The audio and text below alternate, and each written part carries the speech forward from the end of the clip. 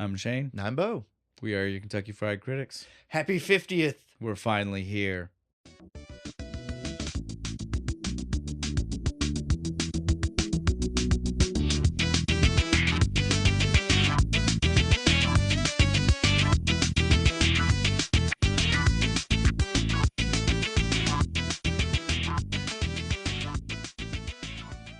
It's our big celebration episode. Guys, a year. A year. We've been Again, doing this for a whole year. You know me. I'm horrible about doing this. I'm a numbers guy. We know it's not 52. We know it's 52 is 52 weeks in a year. We get it. We've been technically at this point, we have been working on this For over a year. We wanted to get as close as we could to the year. And 50, we both like round numbers. Yeah, and 50's a nice... It's a round number. Nobody celebrates their 52nd anniversary. Right? So we just That's figured... not like one of the big ones, is it? We figured 50 was close enough. 52, 50... Come on. Sue me, it's 2 weeks. We've never taken a break. I think that is we worth have pointing out. persevered through like whole computer crashes. We've got episodes out there that sound literally like garbled garbage that I tried to clean up as best. I mean, you can hear us. You understand what the words are, but they are bad. Yeah. We wanted to make sure we still put it out. We still liked what we said. We didn't want to leave dedicated. We didn't want to leave you guys hanging. All you people who just have to have us while you're washing your dishes. Here we are, though. So happy 50th to us and all of you guys for listening. And be prepared that we're going to be off for a week. Yeah, we're going to be off. Or 2 weeks. 2 weeks. We said 2 weeks. Because we'll come back after when the 52.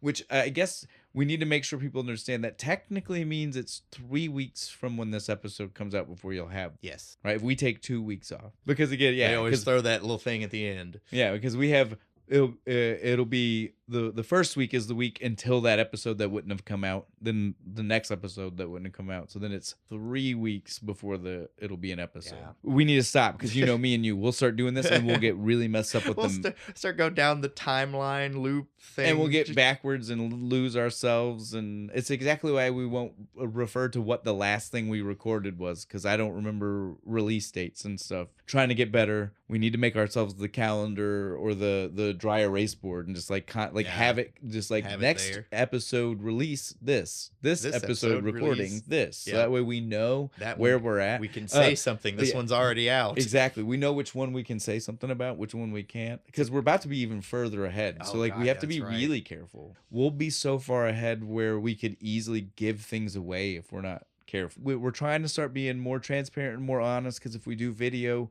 there's a lot less places to hide. Yep. And video editing. It's harder to edit like tiny segments and stuff without making the video look like it's just a jerky mess. That's what I mean. There's a lot less places to hide in that video edit. You know, sound edit, I can hide lots of stuff. Video edit, all it takes is for like me to be like raising my arm when I first start a phrase, and it's like, oh, I can't cut now because it looks like I just flapped a wing. Your fucking arm just phases in and out. Right. And so yeah, video edit will be way different. So we're just trying to get better for this, like straight through as few cuts as we need. Were you wearing a different shirt in that other shot? What happened here? We've never gone that far, right? Yeah, like I mean, never had to go over a multiple day recording. Well, if we've ever done a second day, it's because of a fucked up recording. That only happened once. Well, I was gonna say, but that doesn't count because it's not even like we added. It's like because we re-recorded the whole thing. That doesn't count at all because it's not that. There'd be no video discrepancy because the whole video just would have been the second video where we were complaining about losing the footage. That's a deep cut way back. That's way back. That's like the third or fourth episode. Yeah, Doctor Who episode. Yeah, it's a good one too. It was still there. We still captured it. Right. We know we missed some of the moments that we wanted, but we knew we could do it. We could recapture the magic. Yeah, some of as they say. I remember some of the jokes I made. Let's go. It hasn't been too long. Well, it's not all lightning in a bottle, right? Yeah. Like I mean, sometimes it can be recapped. Proud of us. I like that episode. Go back and listen to our Doctor Who episode. Well, I mean, we're on 50. Let's go ahead and take a moment and say you guys are about to have 3 weeks to just go back and re-listen to stuff before you have another one. Go back, re-like, resubscribe, reshare, do it all over again. Can you do that? Can you multi-subscribe? Does that count? I don't think so. I don't think go make fake accounts. If you take it off and then add it back, it doesn't do anything for us other than maybe actually make the metric look bad because we lost somebody. Yeah, probably. Don't do that. Go make fake accounts and just promote our shit with it. The next thing I'll go ahead and take care of before we do socials, just so that way it doesn't, no one wonders why we didn't don't do things like we normally do at the end. We do have a drink that'll be ready for the next episode. We already know what we're doing for the next episode. Unlike usual, it's not a game next week. We're not making you guess. Our contest where you voted and you told us, we decided the contest showed us who the top movie was. We're doing that today. We found drinks to go ahead and do the second two. Yep, so we're going to do the top 3. Viewer's choice, top 3, just the ones you guys picked. But so you won't have to do any kind of guessing. So I will just go ahead and tell you the movies and the order. You'll just get to see what we drink when we make the announcement for the drink. Yeah. We'll just leave it like that. I guess would probably be the best way. So that way, again, much like how this one was, if you wanted to watch it before getting here, if you wanted to refresh yourself or see it for the first time, you've got 2 more opportunities to do that. Yeah. So the first one we'll be doing is Hackers, because it was definitely number 2. It was super close. It was technically, like I've talked about before, maybe number 1, but it was a slightly unverifiable number 1. Yep, so we went with the coin flip. Yeah. And Galaxy Quest 1. But so Hackers is definitely another one we know there was a big number of people wanted to see. A lot of people voted for that one. So we could not just not do that. Yeah, it's like, I mean, sorry you didn't win. Plus, it's never gonna do it now. This is we could have been real dicks and just like hovered like maybe we'll get to it one day. Well, I said it. That's how I said it. That is how we said it. Oh, it was? Okay. Much like how this today we're doing Galaxy Quest, and that's one of Beau's favorite ones. Hackers is one of my favorite ones, so it also just works very well in that manner. Like it is just all around. Like we get to cover back to back. Yeah, what better some way of our to favorite do movies. our celebration time? Yeah, our year with 2 of our favorite fucking movies. And then after that one, we're gonna be doing Tank Girl. Because Tank Girl tied for some other places, and so this was just the one we got to make the executive call. Yeah, we got to make the decision of no, that's the better movie. So that's what we're seeing. Love you guys. It's not to say we won't do other ones from that list. The other movie didn't have anthropomorphic kangaroos. I'm sorry. Sometimes that wins. That does. It wins every time, really. But yeah, so we will be doing Tank Girl. It's another great one. It'll be fun. It's one that I've seen a lot. A lot of people I know love that movie. I liked it. I've seen it a couple times. I mostly just like Lauren Petty. Well, so again, that's a great one because that one like defined her career for a long time. Got her over, really. That's a look. When most people hear her name, that's definitely the immediately look think they of that think in look. their head is the Tank Girl look, like the super short blonde hair on the you know what I mean, like that's what they think because she embodied it perfectly. Just that punk rock Yeah. look. Exactly. Yeah. That the total aesthetic like that. Yeah. Post-apocalyptic punk rock. Hell yeah. We need to go ahead and do this. Let's go ahead and get to our socials. We've had a little bit of fun. We know we're celebrating now. Yep. You guys can forgive us. We made the announcement. So if we go off the rails, we don't care this time. Yeah, today we don't care. This is our party. You know, like we apologize. You guys are welcome to join us. We apologize for a little bit on the length for American Pie and Back to the Future. We know those 2 got away from us. Okay, guys, we know fun, it. Though. Well, it's also just because that was the transition point, right? Like Yeah. we especially Back to the Future, we didn't go in knowing that we were gonna cut it short. You know, Yeah. like so it was a thought I had where I was like, if we're gonna start going to video, we need to do rougher cuts. And so like that one was maybe not the best one to do that with since we didn't go in thinking. Going. Yeah, since we didn't go in on that thinking rough cut. The worst though is that American Pie, we went in with the mentality of not doing that and still recorded that long. That's what proves that one was a lot of fun. So hopefully everybody really enjoyed it. I hope everybody listened, liked, shared, commented. But last week we got back to where everything's a little bit more concise. That's why we needed to let you know this week we want to get back to concise as a consistency thing for sure. Yeah. This week is not going to be that week. Nope. That's when we come back. I can break. see it. Yeah, I can just see it already that this is not going to be that week. No. This is going to be long. We're going to have fun. We're having a celebration. We're already celebrating. Yeah. We'll leave it at that for right now. I've already said we should be doing socials and we didn't get there because I stopped to tell people we'll be doing this. We'll be going off the rails. We'll be doing this exact thing. On that note, we will actually start. Yeah, the go ahead. socials. I'm going to sit quietly So and let you go. we'll start Quick with as we'll start with our meta apps. That's gonna be the big 3, like we've been saying. That's Facebook, Instagram, and Threads. It's not one of the big ones. It's just that big 3 sounds better than Big 2. those 3. The big do. Yeah, and so we gotta call it that. And if you want to find us on those, it's going to be Kentucky Fried Critics, all lowercase, no spacing, no hyphens, no anything fun. It's just what it is. Okay. An They're at or boring. a slash is going to be in the front. You figure it out. Look around at what everybody else has. It's probably There what it you need to is. put for us. On that note, we can go ahead and just slide right into YouTube.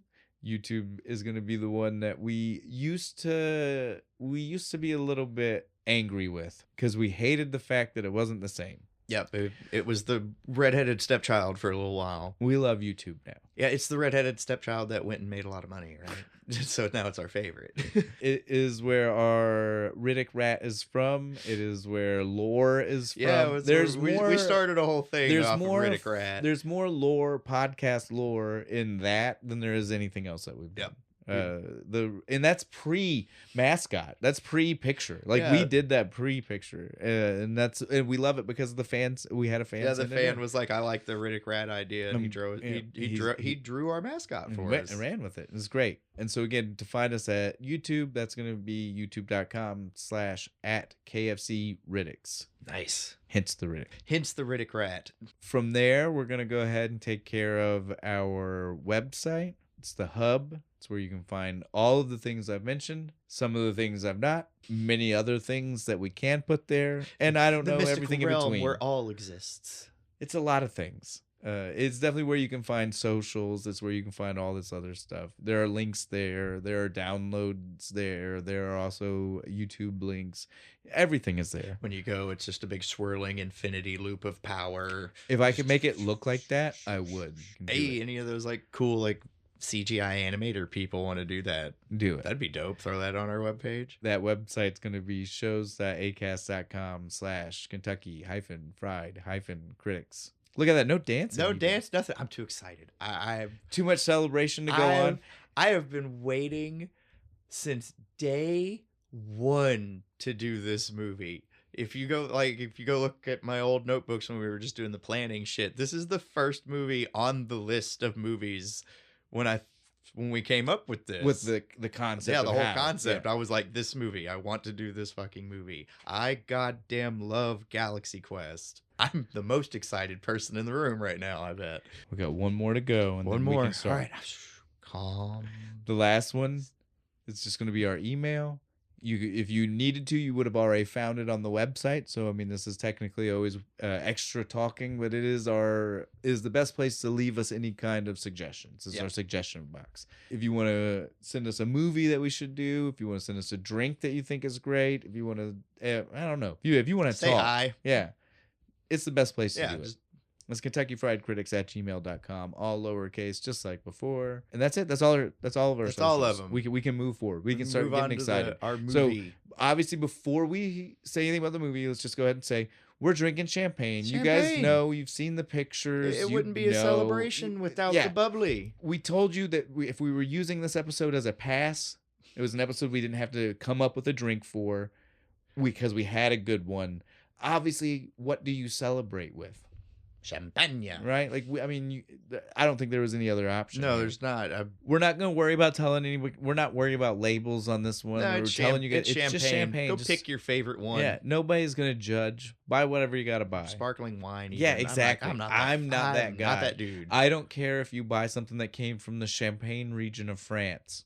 I'm not judging. No, do it. Whatever you like, just as long as it's bubbly. Yeah, that's my main thing. Let it be bubbly. You can even go get that. What's the Welch's sparkling add a little bit of your own, right? Add a little bit of some gin or something in it. All we're saying is feel fancy today. Yeah. If you're gonna listen with us, feel fancy. Feel fancy, because we're trying to feel fancy. We're fancy. You all should be too. But like we've already said, like Beau's not been able to contain his excitement for today. We are covering Galaxy Quest. You guys have known for weeks. You guys have at least, even before that. A lot of you are just as excited as me. Yeah, I was going to say, a lot of you had let us know that you wanted us to do this one. So that here we are. We are covering this.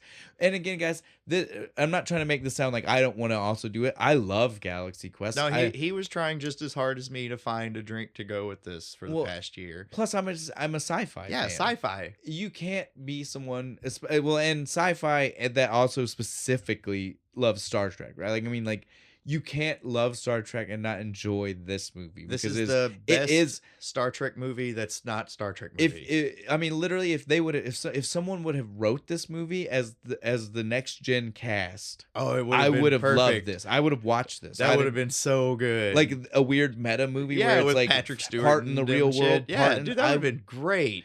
And so, like, and again, this movie started as a fanfic of that. No, it did. You totally definitely did. It was just it was pre that type of time where you'd find it. So yeah, someone wrote a fanfic as a script and then mailed it off, and then they were like, look, I don't think we can't get the rights to those characters, but we can change enough stuff to make it a parody, and people will know. And it was the best. It was this movie's great.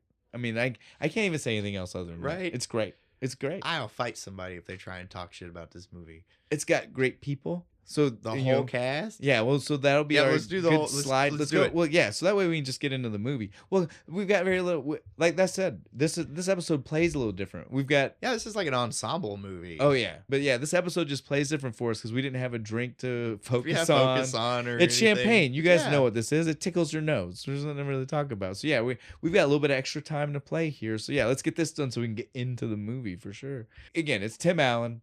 We're not here to talk politics, people. We're not here to talk about the weird guy that he is today. I grew up on Home Improvement. Me too. Yeah, so that's why I like Tim Allen. Well, the only problem is he's even trying to taint that because like he was like, we're gonna do a new one. No, don't do that. The reason he's tainting is because he's like, we're gonna do a new one, and he lied and told everybody. He talked to everybody in the cast, and everybody's like, we don't like him, and we've not talked to him for 20 years. I don't know why he told you guys we were doing that. Yeah, don't do things like that. So like I said, he's adding a double taint. It's again, I don't think they should do a redo anyway. Like I'm not all for that, especially for a TV show. Like I don't even care if it's a special. Like I don't need that. Like it's one thing to do a reunion where it's just you being like the actor is himself talking to us about like I remember being on set. Those are fine. The MASH reunion special. Well, Friends did it for HBO. Oh yeah, I watched that. Yeah. Those things are great. I don't need you to make me a 20 years later episode. Don't need the show. I don't need that, and that's why he to be acting. That's what he was pushing for, and B, he was lying about everybody else being on board for it. Like I said, we just need to focus on the Tim Allen we remember. In the 90s, we all loved him.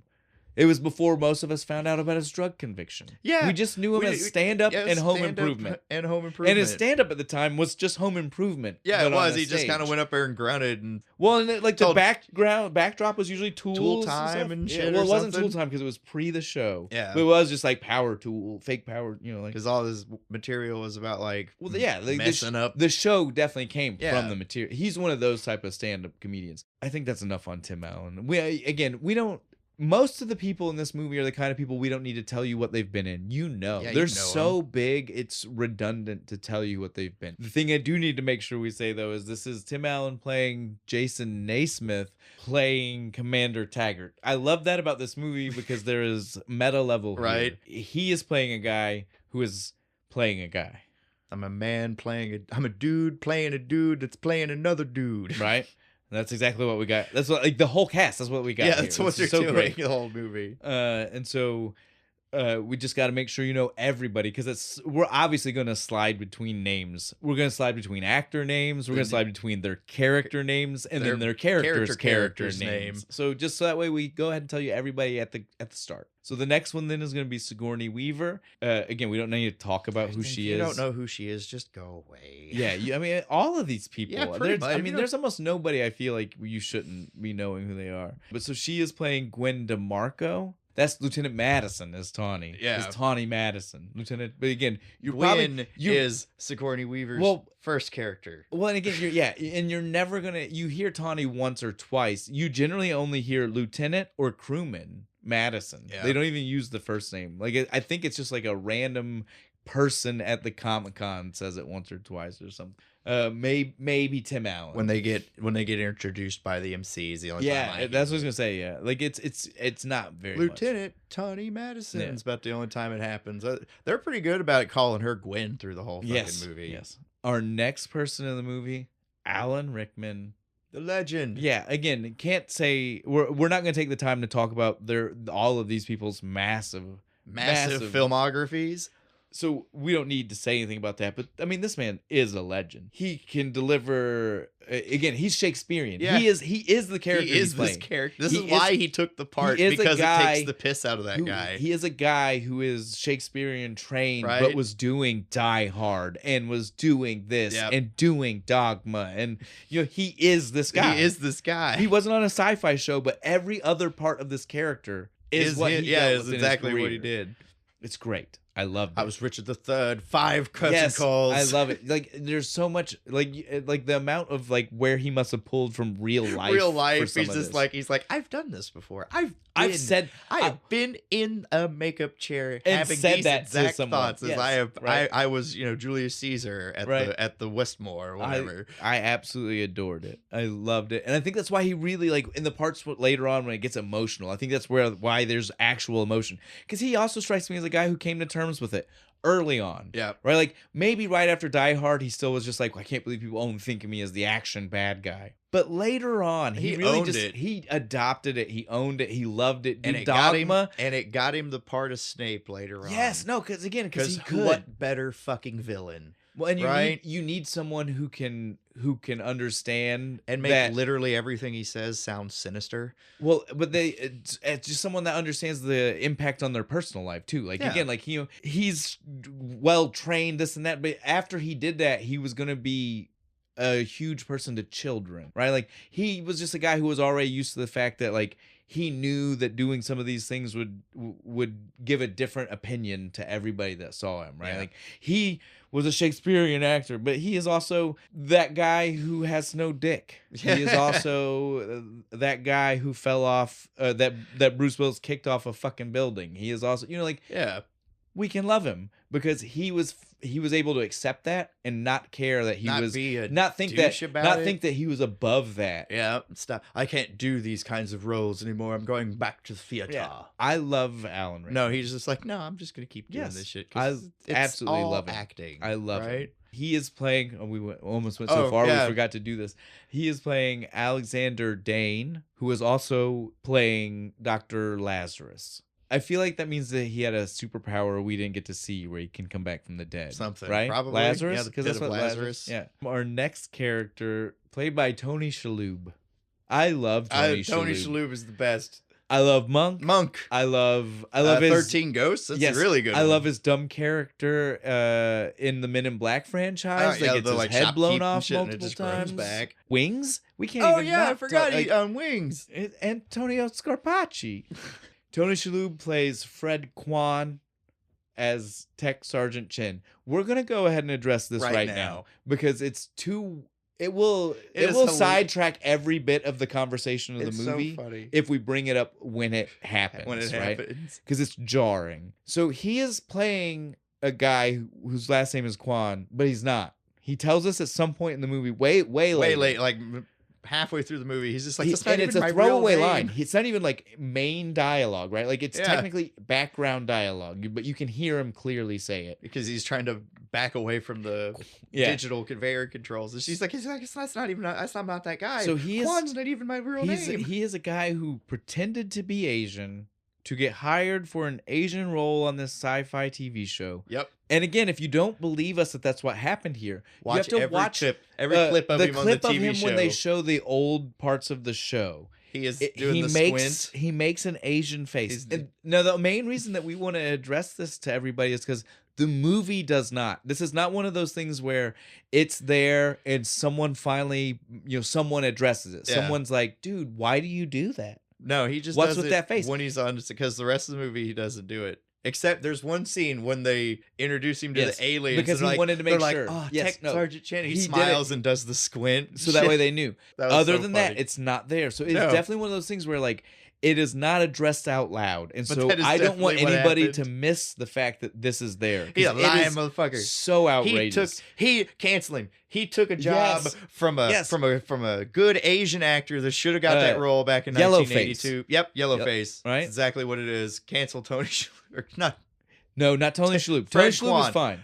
Fred Kwan is a bad man. Yes. He's a bad man in this fictional universe. Because he definitely, it was 82, right? Oh, That's when yeah, they said Galaxy Quest was and on. some network In 82, he They're- definitely took the job from an Yeah. Asian man, a real Asian And this man. network producer's not going to pay that much attention. They're just going to go, yeah, his last name is Kwan. Yeah, no, again, It's like fine. like originally you told me you thought maybe a producer had told him, and I'm like, no, I totally feel like he went in and lied. I feel like that's what happened. Yep. All right, we've got one last person for our full main cast. Yep. Technically, they're technically two, I guess, but one main, right? And that's gonna be Daryl Mitchell. He played Tommy Weber, who was playing young Laredo. I love that the That is kid's his name is Young. Like he's young, but his name is Young. Young Laredo. And it was one of those things where like It took you a while. it took me like the second time of watching to really like at first I thought the aliens were just wrong. Like that they were just doing it. But then if you watch his introduction, it says Young Young Laredo. His name is actually Young. That's his first name. because they wanted to And it's not even spelled like it's literally just Young. well, if we got to address this as Star Trek fans, he is clearly supposed to be LeVar Burton. No, he's Wesley Crusher. Oh, is he Wesley Crusher? He's young. He's the child actor that was on the yeah. show. He was annoying. They all said they didn't like him. He didn't know what he was doing. You didn't. Oh no! Even the scene where he's just like, "I had all the controls worked out." I've heard Will Wheaton fucking talk Yes, about it. Like, about he's like, how no, he I figured had it out button himself. Combinations Yes. for shit. He was supposed to Activate the yes. deflector shield. Was He this? he is supposed to be our substitute for Will Wheaton. That's makes who more he is. sense. Yeah. There's not technically a LeVar Burton. That's the thing. because he's the pilot, and LeVar Burton used to be the navigator before he got promoted to engineering. Well, and not only that, the main thing to remember about this is like characters for Galaxy Quest are not only from the Next Generation because like Taggart is not Picard. Shatner. He He's is supposed to be Shatner. Shatner, Yeah. yeah. So like I mean they jump all over the place. Shit, Gwen's character is not even really from Star Trek. She's more like Flash Gordon or Buck Rogers. Well, no, side chick, right? She is supposed to be the hot chick that always gets romance. It's just that in Star Trek, that's a Usually different an alien. character. Yeah, that's a guest star, not a main character. That's Yeoman Rand. I mean, yeah, for like no. the first well, half there of the are a first couple season. of girls that fits. Well, there's even, I mean, The nurse yeah, Chapel. Nurse Chapel. We can't bash Nichelle Nichols. I mean, she's hot. Dude. Fuck yeah, say she what you is. want. Her, I Dude, had it. Oh, her was fucking so It- hot. As far as like her appearance wise, they were definitely trying to say she was like that girl of the week. But her role on the ship Was totally Uhura's role, just Yeah. to answer the computer and repeat shit. back. I love the scene. We'll later address on. that. Yeah, I loved it. It was good. It's funny. We went so far off track. I didn't even say the next person like I was going to. After our young Laredo is our unofficial cast member. Yeah, who's with them in the movie. He's crewman number 6. Well, what's beautiful is he technically never we know it's 6, but he doesn't actually finish that word. He starts to and then he stops himself because he felt like if he said it out loud, he was more likely to die. More likely to die. Yeah, but he was gonna say 6. There's no way it was about to be 7. No, It I'm was crewman 6. number 6. Guy. My name is Guy. My name is Guy. But so yeah, that's Sam Rockwell. Woo! Fucking again. Like we said, I love Sam Rockwell. this movie is full of people like this, just legends. And so Sam Rockwell is another one. He is playing, like you said, Guy Fleegman. What a fucking name. No wonder they didn't give us that until the very end of the movie. Fleegman. That is Guy Fleegman. There's a stupid last name. As I did not write down his end of the movie name. It was totally over the top badass. He's security officer. Security I know. chief, something badass. It was one of those super Chad names. Yeah. At the end. I didn't write it because again, that's not what we call him in the movie. No. And he's one of the few that he just gets called Guy. Yeah, right. Like I won't call him anything else. It's Guy. Because his backup or red. I'll call him Red Shirt once or twice because that's what he thinks he is. Yep. But yeah, he is Guy.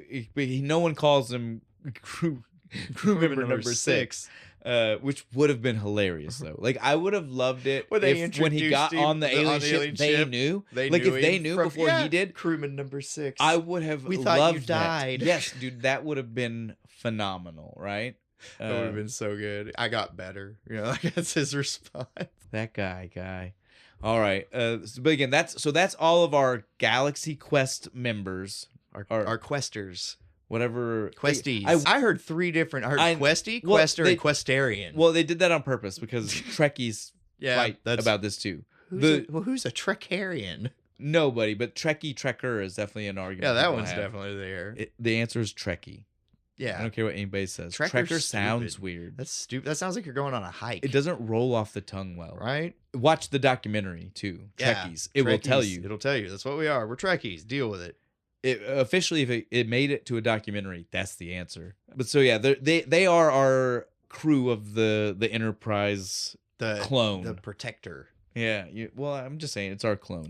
Our bastardized Enterprise. Our bastardized Enterprise. From there, though, we'll go ahead and I'll just... I'm not real worried about all of their names, the aliens. We've got a couple... we've got... was it... Malthazar. Malthazar, which is just Balthazar, but with an M. And then Teb. Those are the two that I really focus on names for. Quellic, yeah. He's the one that buddies up to I don't really Alexander. think about his name until the very end, because it's when that scene happens, if you didn't know it yet, you'll know it then, right? Like, so he's the least important of the three. Definitely. Well, even of some of the, he's got less screen time. He's not up in front of people's faces. No, he's mostly just there to fanboy. So like I said, I'm not real worried about telling you everybody there's names. But so I will tell you who's playing our aliens. So we've got our Malthazar, though. He is Enrico. Oh man. Colantoni. This is a name that's definitely hard for me because I don't know where the pronunciation. My Kentucky accent will not allow me to do such things. He is definitely someone you've seen. He's in lots of things. He's the dad from Veronica Mars. Well, dude, I mean, I can hit you with a specific thing. He is also the photographer from Just Shoot Me, which is a mid-90s. Oh yeah, he is with David Spade. Yeah.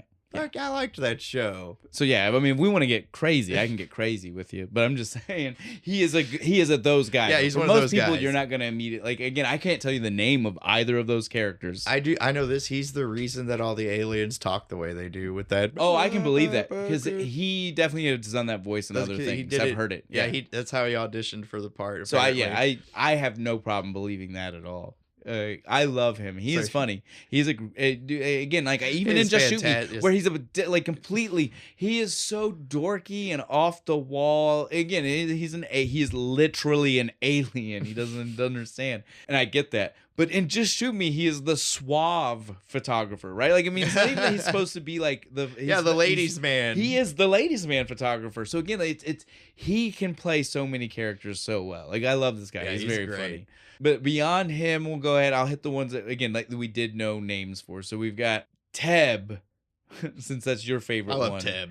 Teb, though, has a connection back to another episode of ours. Teb is played by Jed Reese. Jed Reese is the guy from Lake Placid, the one who got his head bit off. The one that you were like, the blonde guy that we followed the head. And I was like, yeah, but remember his hair wasn't blonde. That's right. Yeah. That guy. Yeah. That guy. Poor guy.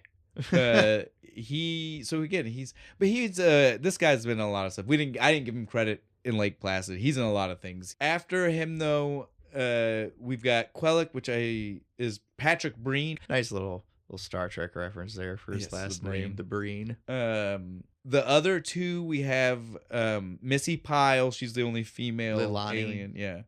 And Rainn Wilson. Where's he at? He was the other one, the tall one. And in the very beginning, you see 4 aliens, not 3. And so it's the 3 you were thinking of. He's the one in the back doesn't say anything. He says a couple things, really random lines. Wow. But that's Rainn Wilson. That is super early Rainn Wilson. This is before you ever thought about The Office. This is before any of that stuff. Oh, fuck. Go back and watch it again. They hit him Go back and watch it again. I have no problem doing that. I figured you wouldn't, but go back and watch it again. You will look for him now. You will definitely see Rainn Wilson clear as day. Hawkwood mud. As soon as you see him, you'll instantly be like, "How did I not notice it was him?" I liked him in Discovery when he played Mud and he kept killing fucking one dude over and over and over again. Keeping the sci-fi connections going. Yeah, that's all of our aliens really. Our good guy aliens. Yeah, good guy aliens. Then that leaves us with Robin Sachs. That is the guy who played Saris. Very good job. Yes. had to suck being in that costume all day. That had to have been a lot for sure. It had to be heavy and hot, dude, but he fucking nails it. Oh yeah, he dude, is so good. Like I love that character. There is a lot of dedication. It's to, like a mix between like General Chang and the Zorn. Yeah, there's a lot of fucking. There's so much dedication to making that feel like it's a real thing too. Like this guy and this, like, I loved it. It's so good. Can't say enough about it. Gotta have a good villain, man. Now we have one last person that needs to get mentioned because he is huge and famous and he has such a small part in this movie, and that is Justin Long. Yep. It's his first movie, I think. I'm not sure if it's his first one. It's definitely one of the first. Super close to it.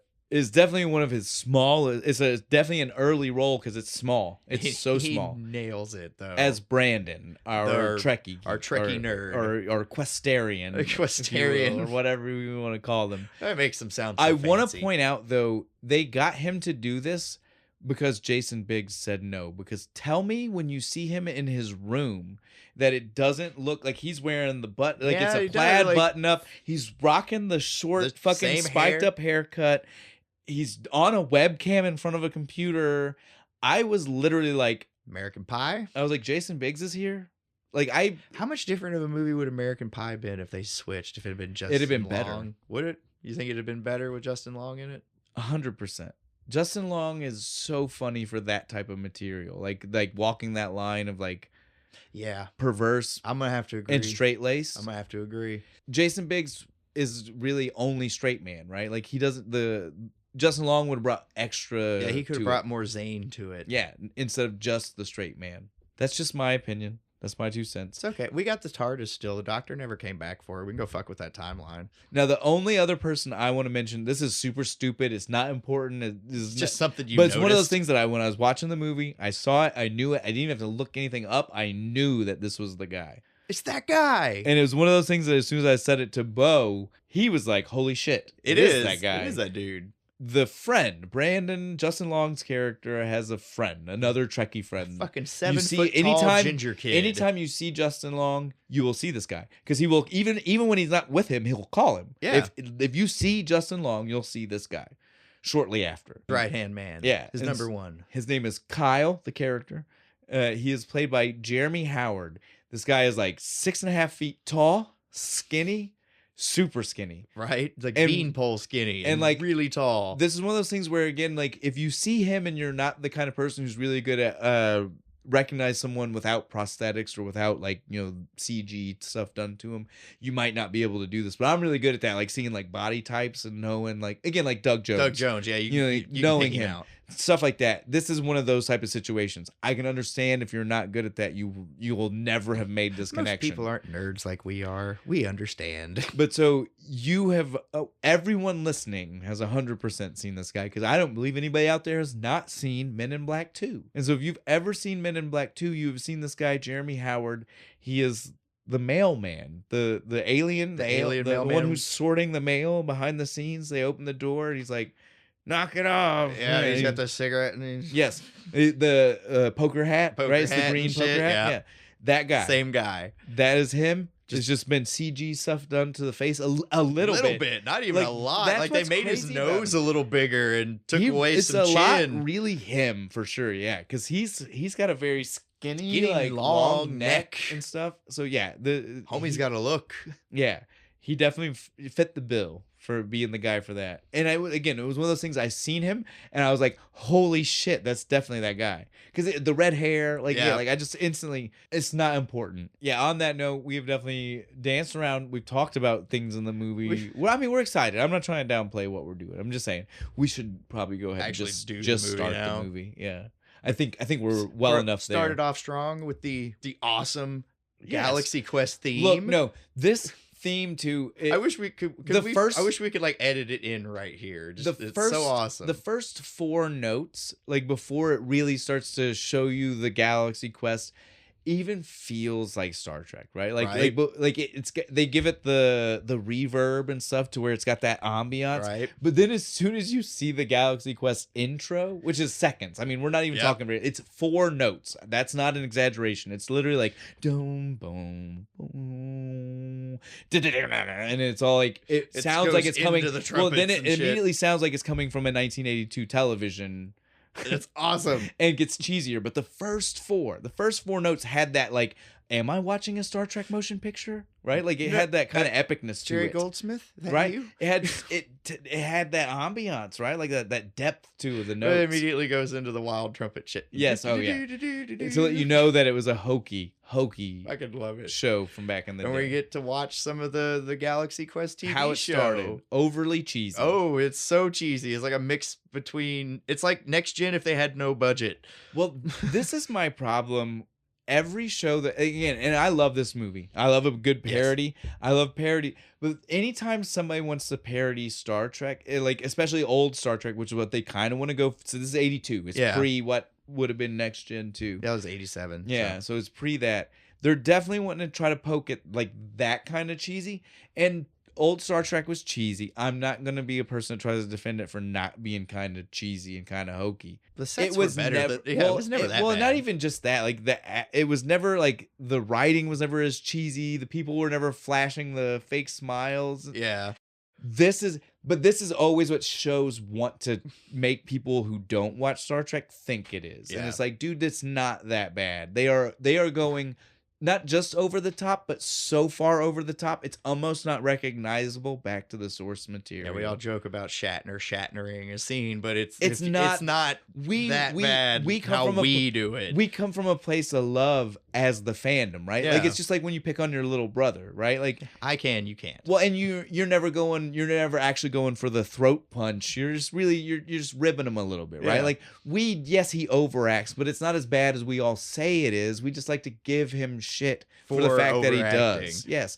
It's never like, it's not the Family Guy. Yeah, it's not like Family Guy. There's some thing. And again, something on the wing. It's not Family Guy's fault. That is a common thing that people did about Shatner way before that. He is not that bad. No. He does not pause that long. He does do it.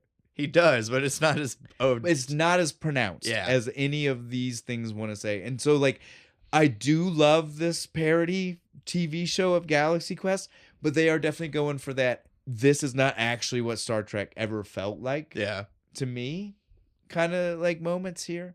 And again, some of the show we see later, I would say, no, that's 100% Star Trek. Season 3. But this moment right here, I was just like, I don't think this is the embodiment we should have started this no, movie probably with. not. I mean, this movie, they cranked it to 11. Oh, yeah. For this Galaxy Quest. Yeah. Comedic effect. Yeah. Especially Tim Allen with the captain sitting in the chair. Well, everybody right now, like again, so this is the moment where we get to see all of it. Like we get our first pan across Quan giving with his Asian chin face.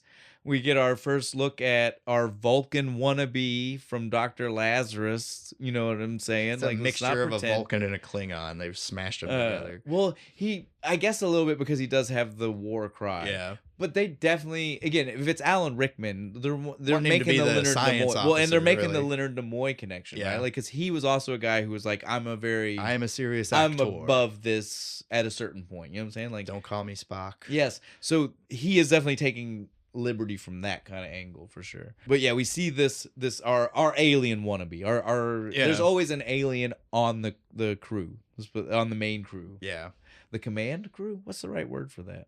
Bridge crew. Yeah, there you go. That's what they call them in Star Trek. Command staff.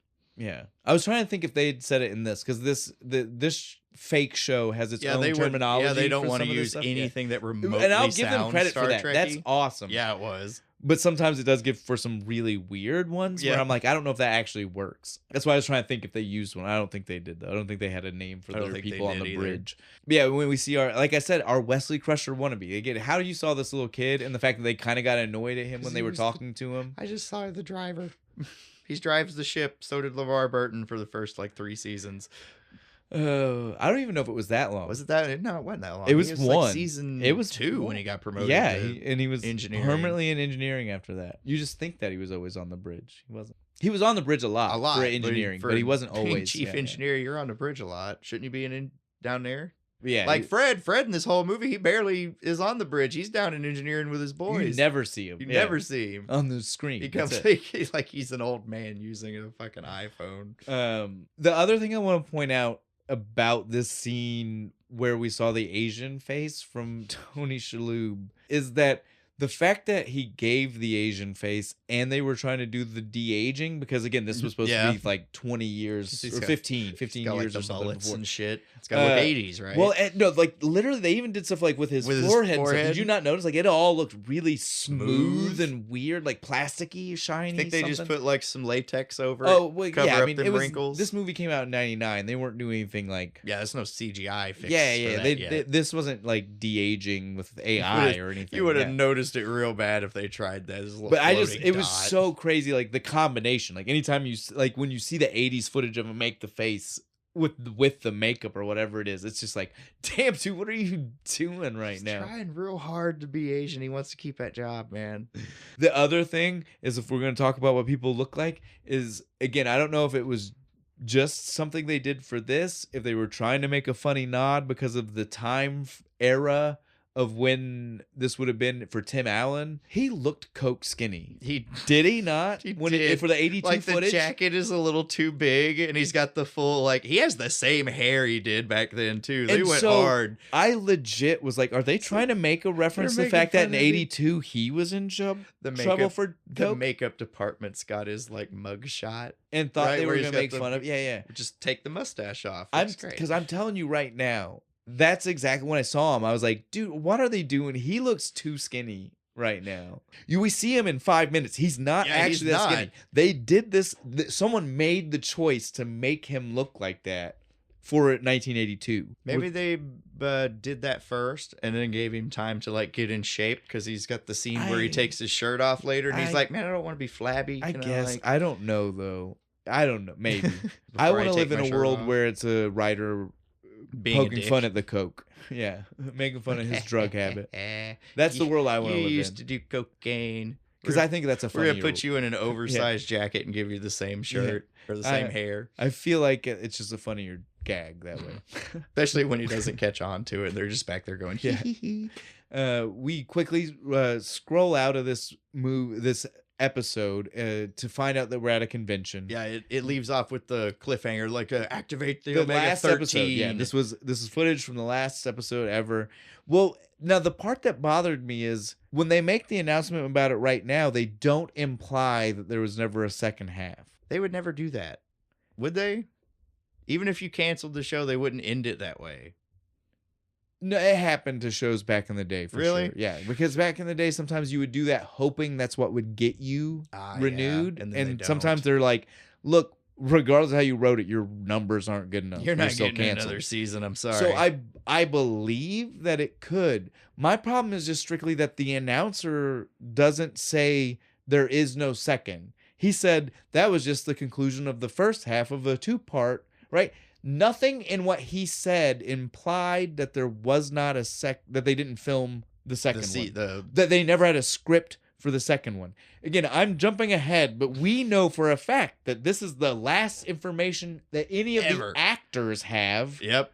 This is it. This is the last about day the fate of of these characters, right? We were going to push that button and we have no idea. Because they don't know what that device did, which means they never saw a script that told them what that device did. So again, it's just weird that this is Comic-Con. That announcer would have been like, and this was the last one. He wouldn't have said this was the first of a two-part episode. Or even if he would have said that, he would have said it's the first of an unfinished two-part, right? Yeah, something.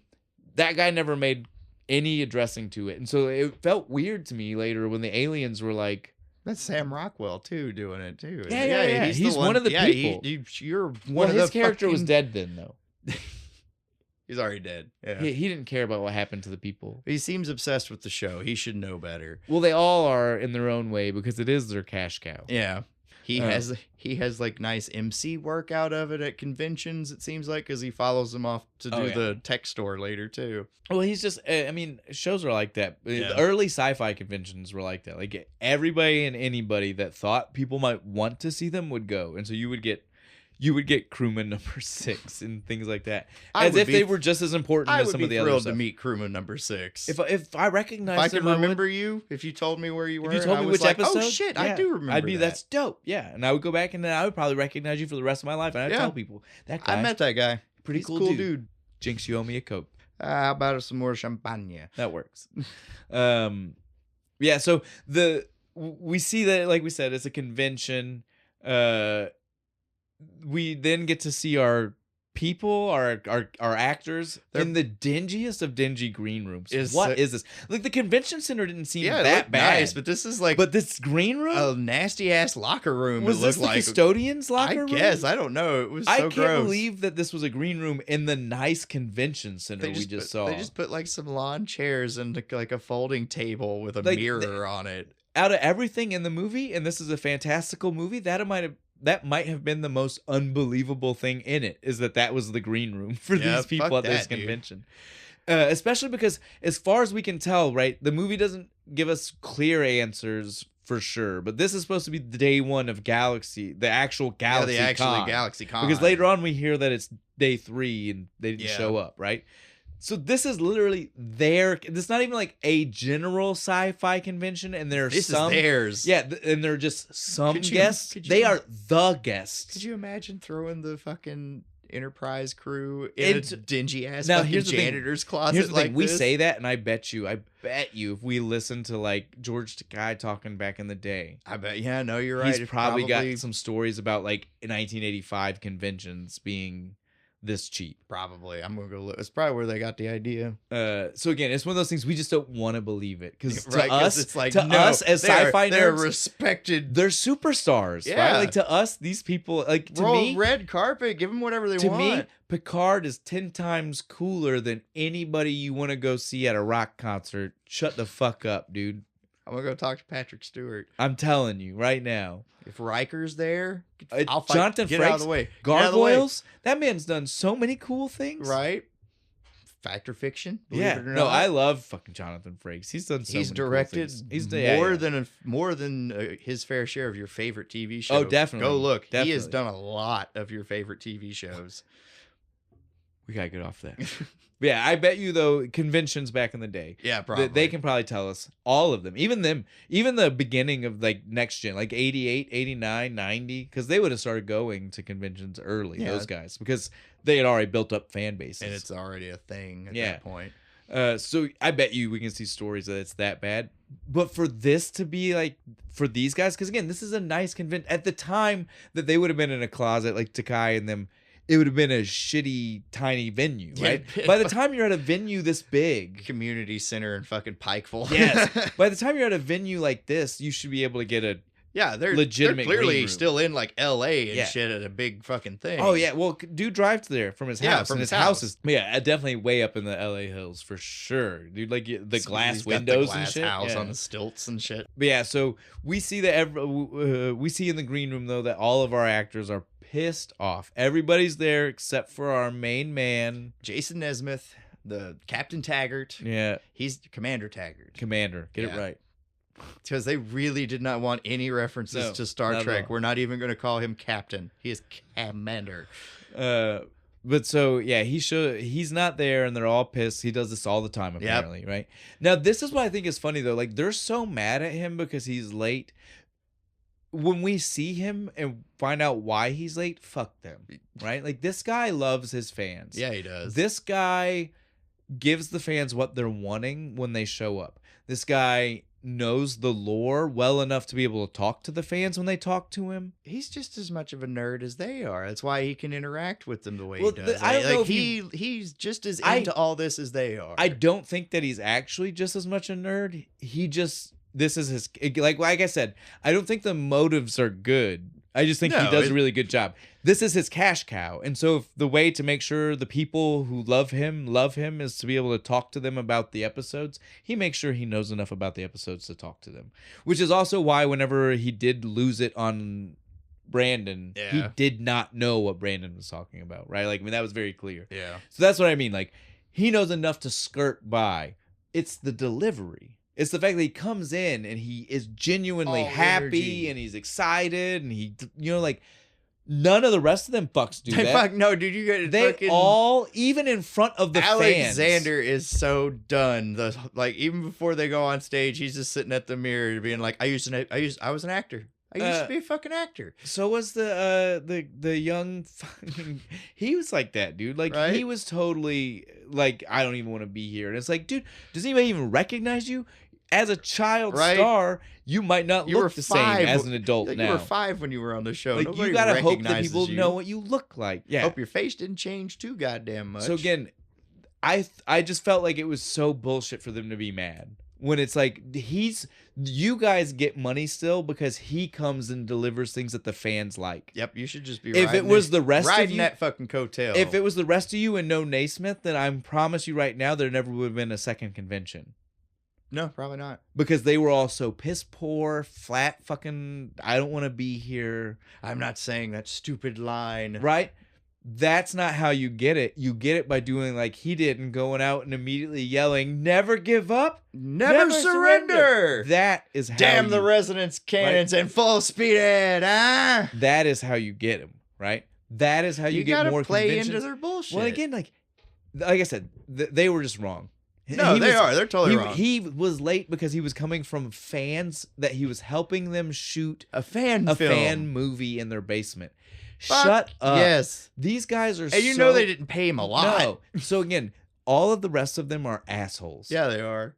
You're just too good to go do the fan film. He cares and loves the fans, and instead of seeing that for what it is, they all want to bash him being like, he's such a dork. He does, it's like, no, he genuinely fucking, he's into it. Right? He loves the fans for loving him. Which, again, this is based on Shatner. This is the opinion that most of them had on Shatner. Most of the rest of the cast all thought he was just hamming it up to ham it up. Most of us fans are like, no, dude, Shatner's the dopest. Because he leans into it with us. You got to lean into it. At the scene later when he goes to the bathroom and the dudes go in there making fun of him and shit. It's horrible. Dude, that's a thing that actually happened to Shatner. It's horrible. Like, he heard the rest of the cast like making fun of him backstage at a show one time and shit, and was like, yeah, well, I mean, it's not a secret. Him and Takai had a lot of issues. And which is funny though, because fuck you. Well, which is funny because nowadays Takai is just as much the same as Shatner used to be, right? Yeah, like he hams it up, he leans into it.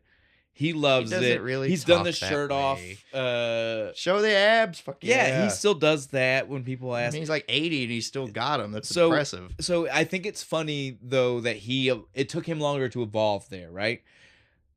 But he still got there. Shatner just was a showman from day one. He just knew. Right? He was like, look, we got to embrace these people. If they're not going anywhere. They're not going to make any more Star Trek movies, guys. If we keep these people liking us, we still have a job. We can make shit tons of money doing this, just talking to people.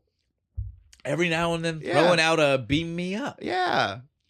I agree. Set phasers to stun, and I'm $25,000 right there. He does finally show up. They're still pissed at him. We hear why he was late. Yep. Fuck them. It's great. I love this. It's a great reason. And again, 99 is this era of when people did that. Like, I remember when fan films of Star Trek were coming out and pretty decent. Oh, yeah. In 99. There's like one that's like called Araxis or something like that. Dude, there are some good ones. And they, again, paid for like...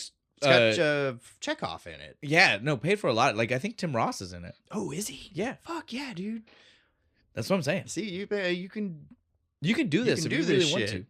And so, yeah, like, people can say what they want. This was an era where that kind of thing actually happened. That's awesome. It's awesome that he did it. It's awesome for the fans. It makes that fan film slightly more legitimate. Because, again, this is the era of some of those fan films getting picked up and then actually being further produced and stuff. Or scripts, at least. Like, and it's like, this is before YouTube and shit. So like back then, man, it was way harder. This is how you did it. Now it's like, if you got a camera, you can go make a fucking movie. Fuck that if you got a phone. If you got a phone, you can go make a movie now. So yeah, you can say what you want. He was doing great work by doing that. Then, Alexander tries to leave. Yeah, he tries to sneak out. He even has the trench coat over his head. Like you had already mentioned, he throws out the "I'm not going to say that goddamn line."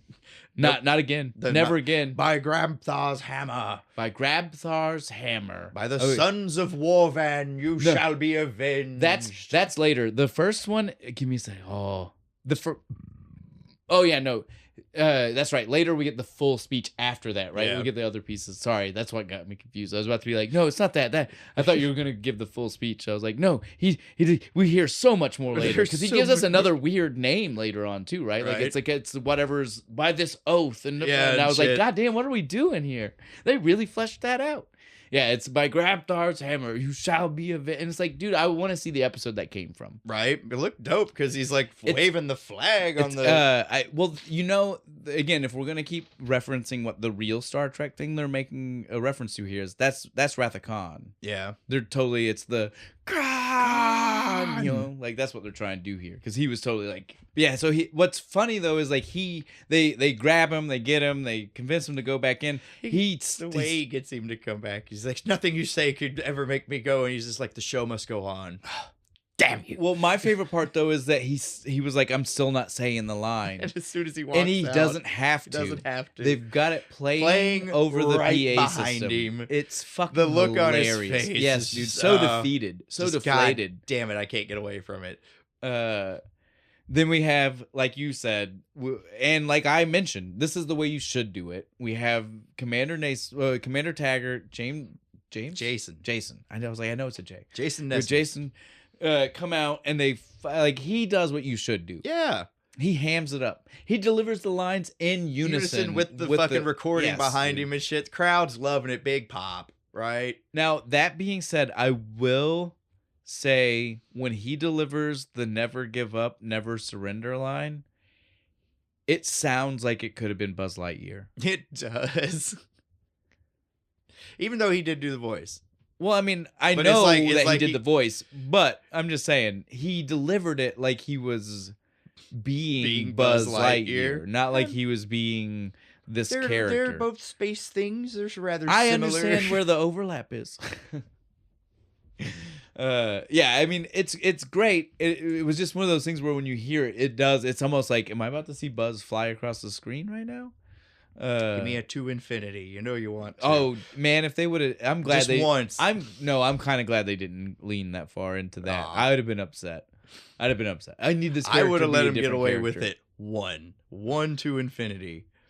But after they finally finish on the stage, they're gonna walk off the stage and they run into our aliens, the Thermians, termites, whatever. Now, they're called. and again, Rainn Wilson is in this group. He's already there. Yep, did not recognize him. He's the tallest. Again, he's the tallest one. He's in the background. Malthazar takes it because he starts doing that weird voice. Well, he does the weird voice immediately, and he says something about like, we need your help. Yeah, and he's like, oh, this is for the thing, the gig tomorrow. And make sure you get me a limo because the last people forgot. They shoved me in the back of a Toyota, and they're just all like, oh, okay. Then he says, and mum's the word. This was my favorite. They both, all of them, all four of them, they all start going,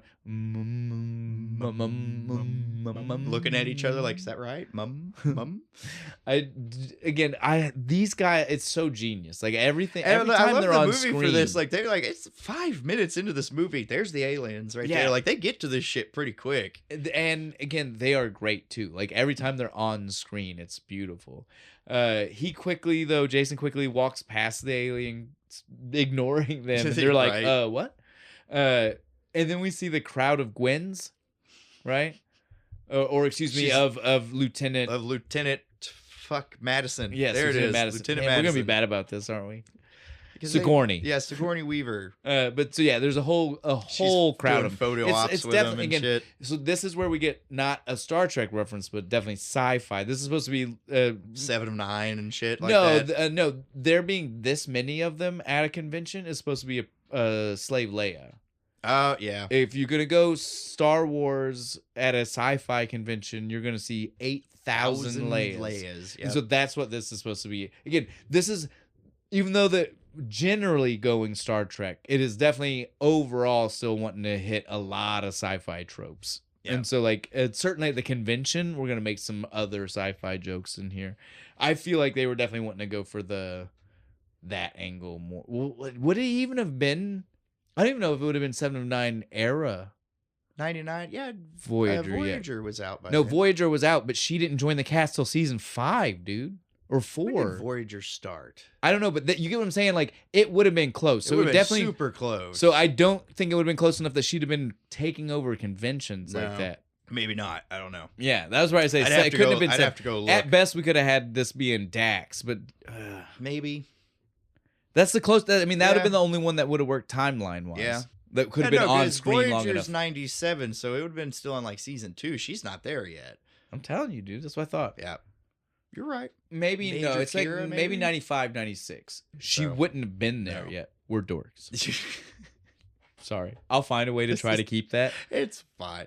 I just mean the way we started it. When nerds get together, the nerd arguments happen. Yeah. When did things happen? Who and in what order? But yeah, so either way, we have a lot of Gwens. A lot of Gwens. They're everywhere, and with varying degrees of wig. And being taught by the real Gwen how to do the martial arts, the fake martial arts poses.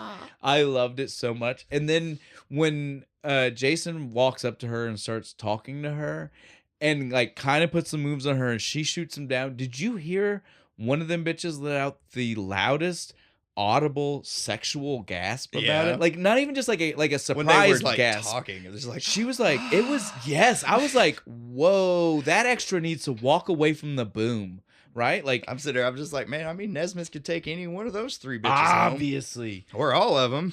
It was crazy how, like, again, like that lady was standing so close to a microphone. I can't believe that somebody didn't catch it and tell her to back the fuck up. Like, you're just an extra. Calm down. Right? Like, it was a little bit intense. Then once he gets shot down, he says, well, fuck it. And he makes his way to the bathroom. I love the bathroom. I don't love where it goes. I love the walk into the bathroom. When it's just the line of fucking aliens 7 of taking these a exact piss. same alien like this. If you went to a Star Trek convention, it'd just be Klingons and Ferengi up against the wall. Like we said, going into the bathroom, it's so funny seeing all of these people. And again, that's what I convinced. I mean, that's what going to a con. That's what it is. I've been to a few. That's what it is. Superheroes, aliens, you see everything. You see the weirdest stuff when you walk. You see people. You see like if you go to the food court, you see the weirdest shit at the food court because it's just like all these people snacking on like a foot-long sub or some shit, and you're like, well, that's weird looking. Got Leatherface over there eating a salad. Oh yeah. That doesn't make sense. It's very funny. Comic cons and conventions and stuff are so fun. One day I'll get to go to one. They're fun for sure. Yeah. So this is the moment though, like you mentioned earlier.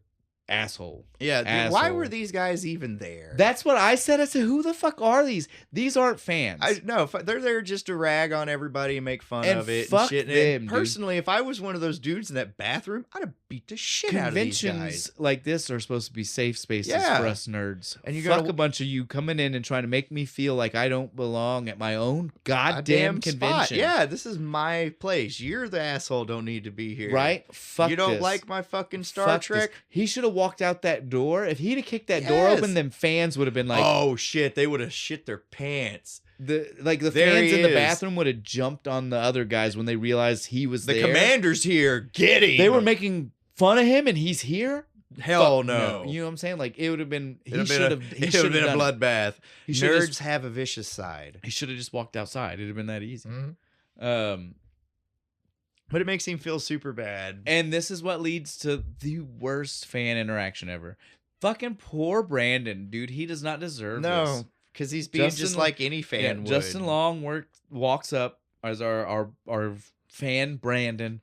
He's in full uniform, man. Looks just like the aliens. Looks just like that. He could have been, because since he has the hair and since shit. He has that Jason Biggs haircut. And he's not spiking. Just needs to walk a little weird, and he's fine. Well, because he's not spiking the front up right now. He's got it laid down, so he looks so much like them. Because they all look like they're like taking showers in hard water or some shit. You know what I mean? Like their hair all lays really weirdly flat. It's plastic. It's not real hair. I don't know, but his even looks like that right now. Like, it's so funny that he looks this much like an alien, one of those aliens, the Thermites. Yeah, without trying. Yeah, what the fuck are they called? I've watched this movie 9 million times. I just call them the aliens. Because Tim Allen never calls them the same. No, he says something different every time. Exactly. He calls them Dalmatians at one point. Yeah, so poor Brandon, though, he showed up at the wrong time. He gets fucking berated. Yeah, because he's got like a technical Jason. question about the ship, and he just goes off. He's just like, nobody fucking cares. There is no. It doesn't exist. Quantum flux. There's real. No beryllium sphere. Go There's away. No goddamn ship. Get out of my face. Stop pushes the fan out of the way. Fans don't deserve this. He's treating them the way the rest of those people did, right? It's definitely a rough scene, though, where you really feel... Like, if you're a sci-fi fan, you feel so bad. For Jason... not Jason, for but Justin Brandon. Yeah, his Brandon character. You're just like, because, he, like, waited for that, and they had that. He's just like, I've wanted to know the answer to this question forever. When he walks off, and I know it's stupid. When he walks off deflated is the first time you can get a look at his goddamn tall friend. He was gigantic. The Men in Black guy. He is outrageously tall. So he's like 7 feet tall, 14-year-old dude. I feel like it's weird to have cast him because it had to be hard to get him in frame with Justin Long. Right? Because he's like, literally what a weird choice. To make it hard gotta for take you a to low film angle so they can get him in there. They did too, though. Right? They did. It's so crazy.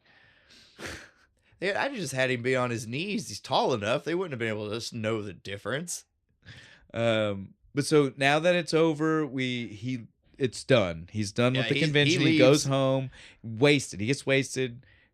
We get the phone call. Gwen and Alexander call each other. She's like, I've never seen him do that and shit. And Alexander's just like, he's like, I have been telling you people for years. Yes. He is mentally unstable. Nobody wanted to believe me. Says the man who hasn't taken off his fucking prosthetic head yet. That's fine. He's in his house, though. Whatever. He just got there, I guess. It doesn't seem like it because it's like dark and he's looking for food. I said I guess. He knows he has to put it back on tomorrow because they gotta go back and do that thing. So he's like, fuck it, I am not waking up to put this thing on. When you don't have a full crew to do it for you. Dude, yeah, because he's doing it all himself. Yeah, maybe that is what it is. He does not take it off through the whole movie. So then we see Tim Allen wake up at home, miserable, hating everything. Yeah. Life was shitty. Somebody's knocking on his door. Now, this is the one thing I gotta say. All them people can say what they want. If all of them have the kind of money that he has from this role, fuck all of them. Yeah. That man is living in a nice house. Well, so was Gwen. If you looked at her apartment at the very least looked really nice. Alexander's place wasn't bad. Right? That's better than mine. Still a house. And he owns it. You know just it. Didn't have any food. Poor guy. One egg. Well, for all we know, that's just because he's been traveling doing these conventions. That's true. He hasn't been to the store. It doesn't store. have to be because he's poor. They were giving the impression that Alexander's bad with his money, though. Well, again, bad with his money doesn't mean that's poor. His fault. That's his fault. His motherfucking fault. Ain't got shit to do with Jason. But yeah, like this house is super nice. Like that's the one thing I want to say. And though, like I said, gives us the extra reason for why he does his crowd work. Yeah. He understands the golden egg that he has. Right. The fans paid for this. I'm not acting anywhere else. Right. I need to make sure I make money, and I do that by making the people who like this thing I keep happy. I keep them happy. I keep my fucking $150 scotch and my glass house. Right? Up in that up Hollywood on the side hills. of a fucking hill, you know, on stilts. It is what it is. It's so weird. So then the aliens show up, knocking on the door. He's confused. He thinks they're the limo people. He thinks they're the limo people. He still thinks it's for another convention or another like fan film or something. So he's like, oh yeah, you are our last hope. You are our last hope. I love that fucking guy. Oh my god, dude, so good. He's not listening either. He's just like looking for a shoe and shit. We have secured your limousine. Oh. Okay, let's go. Let's go. All right. Why didn't you say so? They're rolling out and they start to tell him like the full history of their fucking people. And he's just like, I'm just going to close my eyes just real quick. Dark period of discontentment fell over the land. I love Teb when he's doing this so history into report. it. It's so good. Flubins and Fleebins fighting each other. The foolishness. And then Balthazar hits him. What do you require for the mission? No, it was somebody else. Right? What do you require for the mission? What do you require for the mission? Coke would be nice. Coca-Cola? He said weapons. Yeah, weapons, documents, any security measures. It's like, I just need a Coke, man. And some Advil. That might be Rainn Wilson that asked him those questions. I think it might be. Sorry, I was just having that thought. Like, 4 of them. You'd think I would be know okay. since I watched this movie like 3 times in the last 72 hours, Yeah, but whatever. It's okay. They all look the same, the aliens. They really did. They did a flat great black job hair, white making faces. everybody look really uniform. It's hard to tell. Teb, because he has the mole. Yeah, exactly. That's like it. The mole is what really helps. Exactly. He's totally just not even grasping what's being said to him, though, right? Like he. It's a mix of not listening and not believing, right? Like and when hungover too. like every like 8th word that he does hear, he's like, no, that's not true. He's like, yeah, right? I'm just. Then he just passes out. Well, because they did something. There was something in that Coke. Well, I promise there was, dude. Like, he was awake enough that there's no way he would have totally went as unconscious as he does right here. Yeah, even hungover, you're not passing out that quick. Not like this. No, and not notice that the car got sucked up into fucking space. If that's even what happened, was it the whole car, or did they all just get teleported? I don't know. Was right? it no. Well, they couldn't have been because it couldn't have been the teleportation. Doesn't work on their DNA. It's just plus they've never had a successful run. Yeah, which means because Tech Sergeant Chen's not there. Yeah, so we have no idea how he got there. Okay, all we know is the car goes up and away, and a dog barks at it. Then he wakes up on the ship. This shit is so gross. Is the drool when he fucking wakes up? It's all over his face. Ugh. Did not need that in HD. Well, the other thing before we leave the car, we have to mention that the girl had the broken translator. Oh yeah, he's like she doesn't talk. It's all her translators. And before that, he's like, no, but I need to hear her talk. She needs to talk. I love that he heard that and he still was just like, okay, yeah, sure, whatever. I guess he just runs into a lot of weird ass fans. Yeah, maybe you run into weird people in this line of work. But yeah, so the main reason I wanted to bring that up is because like that sound effect we hear right there makes so much sense when we see the aliens later. Like like it's one of those things where like they did such a good job with the visual to match whatever that sound was. Like I truly believe that this sound we heard from her mouth is what the weird tentacle mouth squid aliens would make. Right? Yep. I love that. It's such an amazing attention to detail. It really is, and it's just one of the like for a throwaway scene out of nowhere, for a throwaway joke, for a joke just to be like, she can't talk. Yeah, it was good. It's good. But yeah, then he wakes up on the ship, like you said. Second hangover, I guess, because he's just right. Like it's so funny. He wakes up and he's still like, oh god, fuck. Well, it's not even like I said. By the point that they get transported, he was awake enough that this should he should have been like, why am I doing this a second time? Right. You know what I mean? Like he was fully eyes awake by that enough point to walk out and get into a car. It's wild for him to be like How now long was he all of a asleep? sudden, and just be like act like it's normal, like act like he slept that hard in the limo, right, out of nowhere, and not in the limo anymore, right? I would be way more confused and scared. These he just goes brought me to a strange area. Not him. He just goes with it. He's like, just good. This is really nice. This is a nice. Usually it's like made out of cardboard and shit. Can't believe you guys were able to do this. We all went all out. Would you like your uniform, sir? No, I'm gonna skip that. I got this thing in Van Nuys in like 15 minutes. We'll just do it like bullshit. You're gonna get there in 15 minutes. We're gonna do it like this. Just like this, okay? Yep.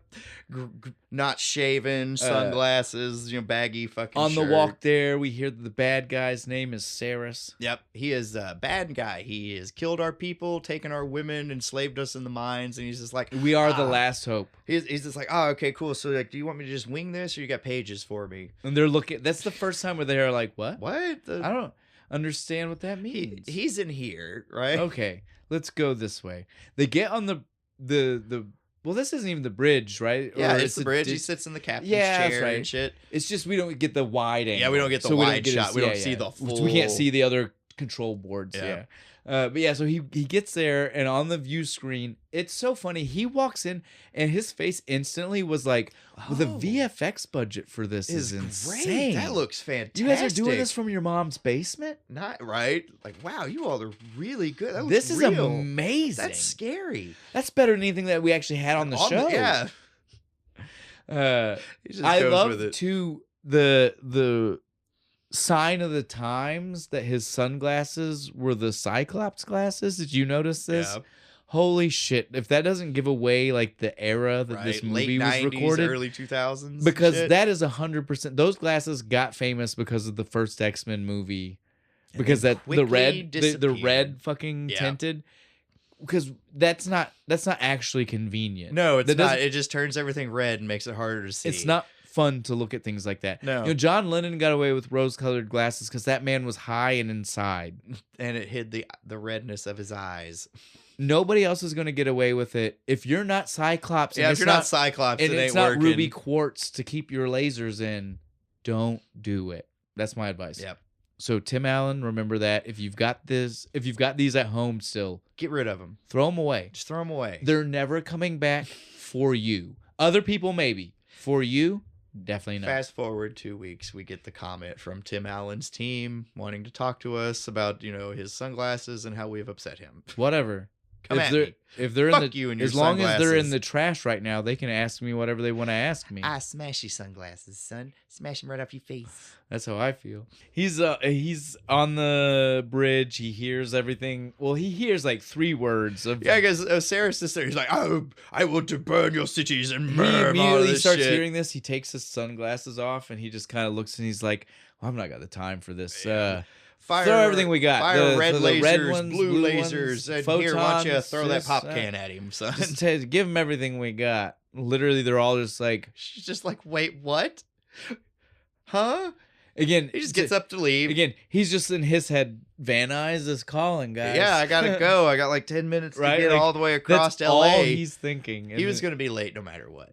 If he only had 15 minutes. Now, and I'll say it seems like this is the shortest movie ever for a second, right? Like they literally are just like, I think it worked. Yeah, I mean, he just starts walking off the bridge, and they're like, he's "What like, if he lives?" He's like, "Don't worry about it. I gave him both barrels. Everything's good. Everything's fine." Don't and you they're worry. like, "Okay, well, here's a communicator. I do appreciate just in case this. if we need to talk to you." And he's like, "Oh, this is nice." They didn't even give it to him. The implication wasn't in case they thought they were going to need him again. It was almost more like they were like, in case you want to talk to us. Like, it was very friendly, right? Yeah. Like, it wasn't. In case you need us, here it wasn't like they were worried, right? Like, despite right? the fact that you they should say be. hello, come over for Sunday dinner. It wasn't like, hey, maybe he's not dead. Like, we're not. It wasn't one of those. It's like, we think you're kind of full of shit, so just in case, here's a communicator in case we need you. It was 100% much more like. Friendly gift. Yes, they give everybody one. Like, here's that's your, how here's that's your how box. it felt to me. That's totally how it felt to me. But it does look cool though. It does, and I don't care. The mix-up scene that happens in a few minutes is outrageous, right? Because this thing looks nice, the and other there is one no looks way like a fucking cheap there toy. is no way he would have ever mixed these. No, up. I feel like there's no way the weight would have been. Yeah, the same. I was gonna say the one that Tim has like weight to it. And again, it looks polished and sleek, not and the other one looks plastic. Drab. It looks gray. plastic. Yeah. We'll get there. We're almost there. The only thing the only thing we have to address is the teleportation, and I want to address. I love this reveal, man. This is This is when he finally realizes the shit is real. Well, and this is the scariest shit in the world. We've talked space camp. You know me. The idea of the vastness of space being what's around you, scary as fuck to me. Anxiety inducing. Yeah. To essentially not know what's happening and like open your eyes. So water surrounding you and vastness of space. This goo shell going over you, and then space. And not only space, like unrecognizable space. There are planets and shit you've never seen before. I would probably literally die of anxiety. Like, actually be a dead man. They're just launching Shane's dead body into the wormhole. Like, again, he had a cardiac before it even happened. Like, I'm just thinking about, like, the level of anxiety from, like, space camp. And, like, you know, like yeah, just looking out into space from orbit. But then you don't know what this liquid on you is. But Tim Allen handles it quite well. No, he does. He handles it way better than I would. At least until they actually launch him off the fucking because ship. this is nuts, dude. He has a literal rocket trail from his feet. However, he's just in this goo. There's nothing. He's just flying through space. They make it seem like this is teleport, like this is like a transporter room. Yeah. Right? No, this is not. It's like a launch pad. This device works very differently. A jelly launch pad. gummy. They launch launch pad. you into a black hole that somehow can put you exactly where they want you. That's right what at your house. I really don't understand. I don't either, but how I that love works. it. He's just like standing back at his pool, just shaking, like, what the fuck? Wouldn't you? Oh, I would. And then we go over to what the rest of the crew yeah. is doing. They're doing a ribbon cutting for a tech store. The gray beige bland fucking super tech store. Oh, I've got the name. Give me a second. It's the most boring building ever. It looked so fake. At least Circuit City had like a big red thing. Tech Value. That's the name. Yeah, the Tech Value stores. Tech and here's the thing about it. Like, I feel like it has to be a partnership with the franchise, right? Like, they've got to do all of the openings. You can tell. Yeah, because this is like the third one this week. Well, he has to deliver the by Grabthar's hammer. What a savings! Oh my god! You just see his soul die. The way he delivers it, you can tell this is like the 9,000th time he's had to deliver that variation. By Grabthar's hammer. What a saving. What a saving. And you just see his soul die a little bit more, and you just want to hold him. The poor man. I'm telling you. Couldn't do like local theater. Then we see as an outlet. Then we see Jason run up. Assaults him. He assaults him. It wasn't on purpose. Over Justin It wasn't Long. on purpose, so it's not technically assault. But he doesn't really help him either. Well, when you're Brandon, and from your point of view, all you know is the last time you saw him, he yelled at you. And this time, you didn't see that it was an accident. You just know you got fucking shoulder checked by fucking Jason Nesmith. As far as you know, you just got assaulted by your hero. By your hero. No, it's your hero. If Shatner shoulder checked you, would you sue him? Yes. Oh, stop. Well, hang on. What's Shatner worth right now? How much money does he got? Can we look that up real quick? If it's under like 5 million, I'll leave him alone. You probably wouldn't get money from that anyway. No. Come on now. I demand you be my friend for a day. All that would happen is you would alienate your hero. And also, we find out like he's the people he was supposed to actually go do the gig with. Yeah. And they're like, you didn't show up. What? Damn it. Oh. Too busy. He's got stuff to do. Well, they mixed up the Voxes too. We'll throw that in real quick. Well, that's what I was gonna say. He's too busy, so he tries to take off, and in the takeoff, grabs the wrong one. I wasn't gonna forget it. It was just the way I was saying it. Yeah, this is when the mix up with the communicators that we already pointed out could not have happened. There's no way. Happens. As soon as Tim Allen picked it up, he should have been like, "Oh, this is like hollow plastic. Yeah. This other one has like stuff in it." But he does not. And he runs off, and he goes to tell everybody else, hey guys, you know when we were at that convention, those people that were aliens, they were aliens. They were really aliens. It's so funny because if you, again, they think were about termites or Diations. I can't really remember because I was hungover. Like the part that's hilarious to me is like just those people that were aliens. Oh, everyody? Yeah, like everybody the whole convention. You got to be a little bit more specific if you're going to say something. Forgot like where he was, right? And they're just like, sure, been drinking a little too much. What's going on here? Tommy over there, he's just like, all right, that's it, let's go. He's jumping up. I'm gonna beat your ass. Well, and then if we're gonna point that out, we also have to point out that Quan believes this 100%. Yeah, he's just sitting there. He's fresh, just like, wow, really? Yeah, from word one, he is in. He said, okay, yeah, all right, if you say so, let's do this. But they don't believe him. They don't believe him. They don't even believe him when the aliens actually physically walk up and start saying like, "Oh, hey, Saris is still alive. We need you to come back." And they all look weird enough that you're like, they're fucking aliens. Nobody says they look like fucking aliens. They're still not just a like, single goddamn one of them. Gwen even like goes at him. He's like, "Man, treating us like this is one thing, but I can't believe you do it to the fans." Yeah, he's like, crazy. "This isn't a fan. It's a crazy. termite." Like they're aliens. Yeah, look at they're gray. So he says whatever. He goes with them. And then we see, slowly, they start thinking about it. It's Fred. They're talking to each other. It's Fred. Fred's the one that's just like, man, I don't know. We should have just took the gig. When's like next time he's going to ask us. That's what I was going to say. It is Fred, but it's not like he convinced them. It's literally just that he said the word that this could be a paying job. Yep. Literally, they all were like, oh, wait. Yeah, we could get a paycheck. Why did we get mad? Paychecks are paychecks. Paycheck's a paycheck.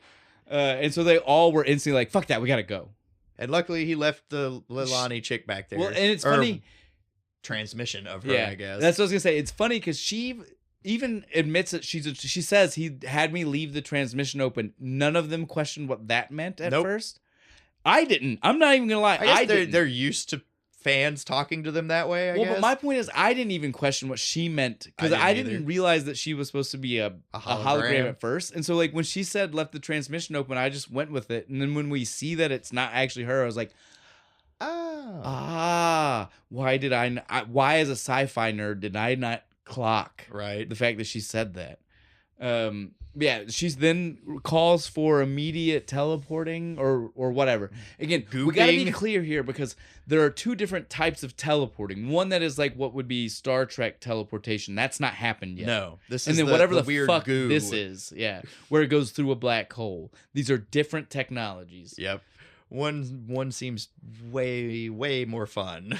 I guess and the other you say fun, I say anxiety inducing. This is anxiety inducing, and the other one is fear inducing. That's how I describe them.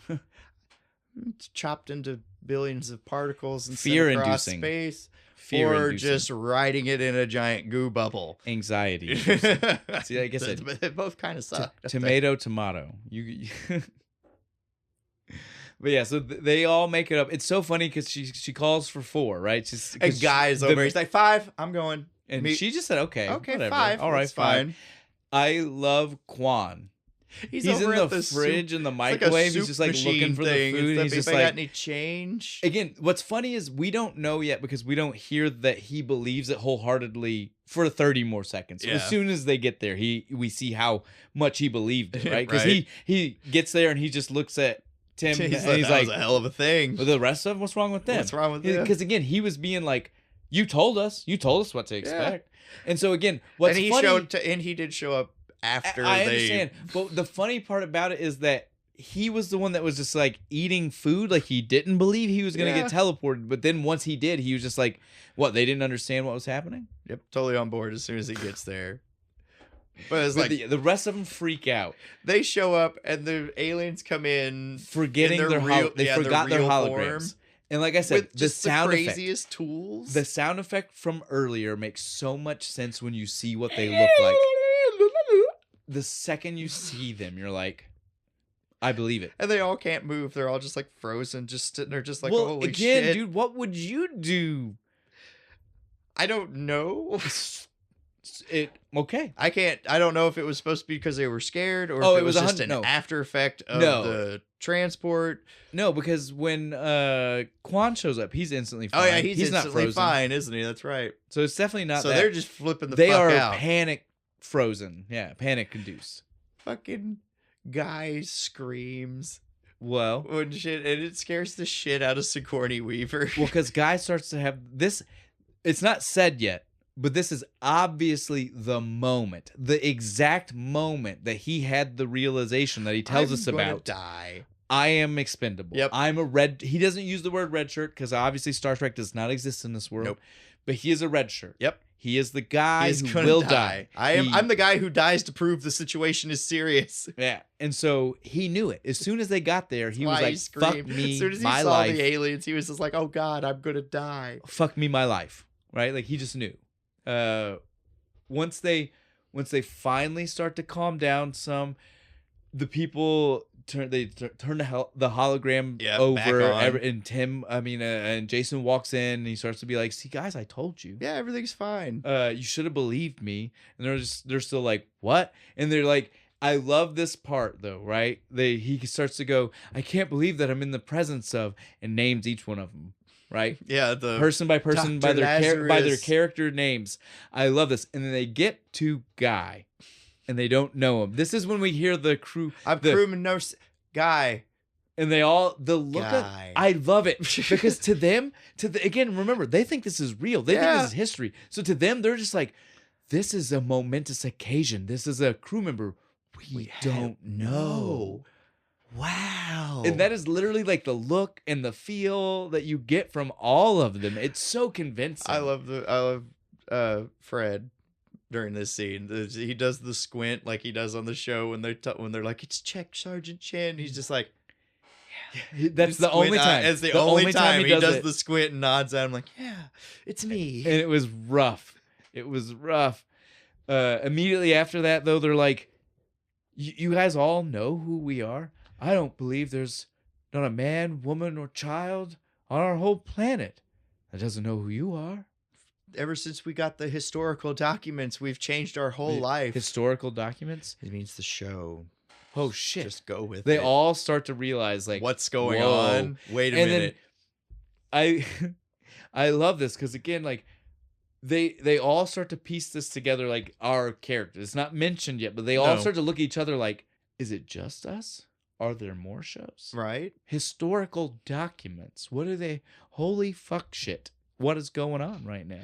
They even tried to talk to Jason about it. They're just like, we're not astronauts, we're actors. And so again, they're ready to check out. They're saying, like, they're like, fuck this. And they go, do you want to see the ship? This isn't the ship? No, this is just a spaceport for the ship. You want to see the actual ship? And literally they all were like, well, I mean, if we're here. Well, yeah. We might as well. And like I said, this is that moment as a Star Trek fan.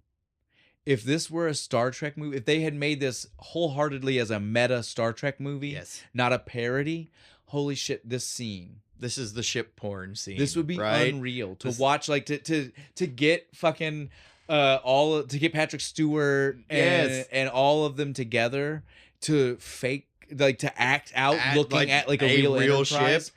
I would die. That would be so awesome. Right? Like the fan in me right now is feeling so touched, and it's not even real. Like I'm just picturing how cool it could be. Because imagine if it was real. Like, it's like the whole premise of this fucking movie. Like, and the again, thing we all want. It's true though. Their faces when they all see the ship, they were like, "Well, I guess we can stay for a little while." Yeah, I don't think we gotta go. I don't think we gotta go. All we got to do is negotiate the Saris guy's surrender. Right? That's all we're doing. It's gonna be fine. We'll be. We home can at least take supper. the tour. And they do. Take the penny tour. It's fine. They get the tour. First stop they see is the barracks. Holy shit, dude! There were a lot of people. I love this effect. They had an army. It's just a mirror. Oh yeah, at the end of the room. You can tell. It's all it is. It's such an old school Star Trek. Yes, you can see the mimic people. It's such an old school Star Trek effect. I loved it so much. But again, it just in pure like the belief of how many people. Right, like, you're just like on forever. Holy shit! He's got They are literally in control of an army right now. 12,000 people on this ship. And so this is the part though, we get to the bridge, everybody, he says like, you got to get to your seats. Yeah, everybody they take all your are spots. like, what? And he's like, remember what you did on the show. We're real. We're real people. Now. You need to go to your spot. You know, and they're all like, wink, wink. Right? I gotcha. Literally, we see when he walked what's his young what? Tommy. Yeah. Tommy, but what's it? Young Laredo. Yeah, young Laredo. We see when Tommy walks up, he gets this flash of young Laredo, and he remembers. Right? This had it all like worked you mentioned. Out. This is when he has his moment, his Will Wheaton moment. Yeah, where he's just like, I made it. I made these things. Did things. Did that. When you did this, it went down, forward. He goes, when you did this, it was forward, and when you did this, it was backwards. He says all of it. And you're just like, oh, he really meant it. Because Jason says that when they get there, is like, they did this off of us. And then Malthazar says it like, we base everything off of how your movement on the show. And so we know that they're real. That's why I love hearing him say stuff like that. That would make it super intuitive to you, though. It would, but at the same time, it would also make making it obscenely difficult because you're basing real technology off of things that have no real world anything, like no reasoning behind it outside of one person's creative thought. Which I will give them is very good. I mean, they're technologically insanely advanced, but if they were just trying to do stuff of their own and not fake shit to make it make sense, man, they could have been light years ahead. You see the clips of young Laredo driving on the show, and it's literally he's just sitting there, he's just kind of going, "Oh, it's so fake," like he's bicycling. With his hands. It's so fake. It's so horrible. At least right now, terrible acting from that. Well, at least right now, when they talk about it. When he's talking about it, and he's doing it, you're like, oh, that looks like I could believe that he's driving. Like it actually works. But when we see the footage from the old show, he's just sitting there just moving his arms up and down. It's too rough. Yeah. It's too bad. The kid's into it though. The face he's making just. But I love this. They're like, all right, well, we're gonna have to take her out, right? And let's go. What's funny though is at first. Tommy is sitting there and he's looking over at the alien that's standing beside him, and he's like, "Oh no, it's Sky, right?" He's looking at Guy, and he goes, "I'd hate to have to be him right now because he's commanding and he's the commander and shit. To have to do all that, like not know what we're doing, that's crazy." And then he says, "Take us out, Laredo. What? Yeah, take us out, young Laredo." And he goes, "Huh? What the fuck?" That's your job. Remember, You drive the ship. You're remember? the one who pushes the things and makes us go. They based all this off of you, man. Let's go. And he just goes, yeah.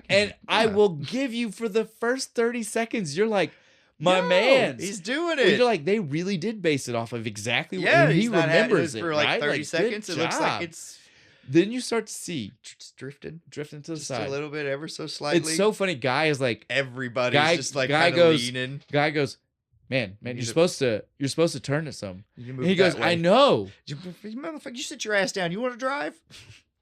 It's so funny. And the paint job. He does. He just scrapes it. I hate this noise. This just scraping noise down the side. Man, and that sweet paint job is fucked. The aliens inside the spaceport, they're like backing away from the windows and shit. He could have snapped it, dude. He could have snapped the whole spaceport off. He really could have. He could have killed half of the remaining people. They make it. It's a little scratch on the paint. No problem. They're fine. Thankfully, they make it that way. Like, you think that's the moment where they're like, oh, man, we are fucked, right? We have no idea what we're doing. Yeah, so after they finally successfully make it out of space dock, the next thing we get to see is dinner time. Yeah, dude. Man, this is rough. It's both good and bad. Like, that steak looked dope. Everybody who's humans looked okay. Looked great. I guess guys looked a little weird. What did they feed He spit Guy? it out. He spit it out. Some kind of noodle. It looked like spaghetti, but it looked like it just wasn't eating like spaghetti. You know what I mean? Like, it looked like because I saw what looked like garlic bread on his plate too. He spit it out, whatever it was. It wasn't good. And you got Fred over there with chopsticks, so eating some Asian food. Well, yeah. Jason's got him a big Iowa corn-fed steak. He's Commander Chen, or Tech Sergeant Chen. Yeah, he's Tech Sergeant Chen, dude. Of course he has chopsticks. What are you saying to me? He got some fried rice. But yeah, so we do see all of these people, but then like Alexander, dude. God damn, man. It was like ticks. It was some kind of giant tick is what it was. Just like Mother used to make. Oh my god, those jumps things... off his spoon back into the There's more than just ticks too. There's like these like leech worm things in there and shit. I could not have done it. Thankfully, the show must go on. Yeah, he is a man who loves his craft. He is a professional, and if the craft demands I eat such things, the craft demands it. While we're at dinner, they're talking to each other about a bunch of different things, and they bring up the omega-13, right? Like what it might do. Yeah, and then he's like, "Well, we're not real sure, but we definitely don't push it because it could destroy the whole universe if we're wrong." All matter in the living like universe. Everything. He's like, but you don't just want to push it to test it, or whatever. You know, that like weird that high noise, pitch, like sucking sound. Yeah, I loved it, and he's just like, no, are you stupid? Yeah, we would never do such a thing. We were hoping you guys would tell us what it did, and they're like, oh no, we found it on an alien planet. We don't know. No idea. I love that cover for the fact that we just never got that script. Yeah, we never got that script. The show kind of ended. Nobody told us what it was supposed to be. That's a MacGuffin. That's what they call that in the industry, guys. Very convenient yeah, thing. It was so funny. But then the conversation slowly drifts to their former commander. And how that Saris even found out about it's funny that thing. they say, no, as soon as he says former commander, literally Jason locks onto that. Former? What do you mean former? That sounds past tense. Yeah, I don't what like happened? That. Why is he no longer here? Why am I not speaking to him right now? Our former commander was not strong. And now we find out. What does that mean? Well, we find out why they wanted them, right? Yep. We found out what happened when they tried to lead in their fashion, but not get them to lead. One of our own tried to do it first, and did not work. Kind of broke. Oh man, this was rough, dude. He gets over tortured. Dinner, even like everybody's still eating, and he throws this video up. And literally, like he's like, just put me out of my misery. And he's like, I love the sound you make while you squeal. When I tire of it, I'll let you die. Holy fuck shit. That is evil. Starts shocking him. That is evil. Yeah, it is. I feel like this is the first time that Guy really starts to believe everything is right now. Yeah. Right? Like up until now, Guy has literally been acting like he doesn't be on believe the show, it. Yeah, man. no, that's what he keeps saying. Like he doesn't believe this is real. Right? I feel like watching the torture was the moment Right where he was like, I'm done. I'm going to die. and we they have all to are. leave. They all see it. Yeah, they they're all like, try to bounce. it's time to go. We're not staying here. Can we please go? Can you please get us out? No, we of can't here? go. Saris is already here. If you try to leave, he'll just blow up the little transport thing. And again, as soon as they hear that, they're like, "What do you mean he's already? What the fuck? What? It's a spaceship, guys. It goes really fast. Oh no, I don't like this." There's a thing called warp speed shit thing. You know. So then they go to the bridge. They have their full crew meeting with Saris. I love this conversation. It's so fucking funny. We get about halfway through. Jason randomly turns and looks over at Gwen and says, he gives her the kill signal, like, turn it off. and she says, She does. She's like, ugh. And he goes off and he's just like, all right, don't worry. He I've tells- dealt with this guy before. He's as stupid as he is stupid. ugly. And then he's like, you're going to get all of our ammo ready and you're just going to start shooting. Everything. On Everything my we word. fucking On got. my word, you're going to just, don't even worry about it. If it's something that we can fire it. Yeah, throw it. He throw turns around and he everything. looks back at her and he goes, all right, now you can go ahead and turn it back on. And she goes, that's what I've been trying to tell you this whole fucking time. It never went off. You've been on the whole time. And he just looks at her and he goes, well, before he even gets to say the joke to her, literally Saris hits him with the, Perhaps I'm I'm not not as stupid as I am ugly. I loved it. But as soon as he gets hit with that, Jason turns to look at her like, I gave you the cut signal. She's like, no, that's the we're gonna die signal. I was agreeing with you. We're gone. We're dead. It's fucking phenomenal, dude.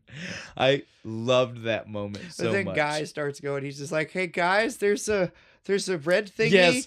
And It's it's coming- moving toward the green thingy. I think we're the the green thingy.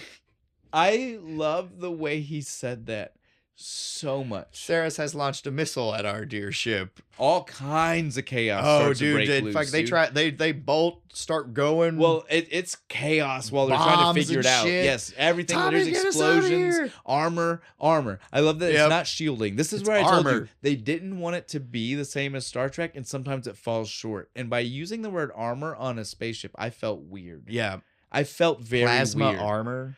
I felt weird. Yeah, it's shields. You need shielding. I mean, there is a such thing as a blade of armor plating, Or a force field, but it's or you know what I'm saying? part of the hull of the ship. You would just call that the hull. Yeah, Thank you. our hull is armor plating. Yes, it is strong. It's made out of a strong metal, but Yeah. it's still just your hull.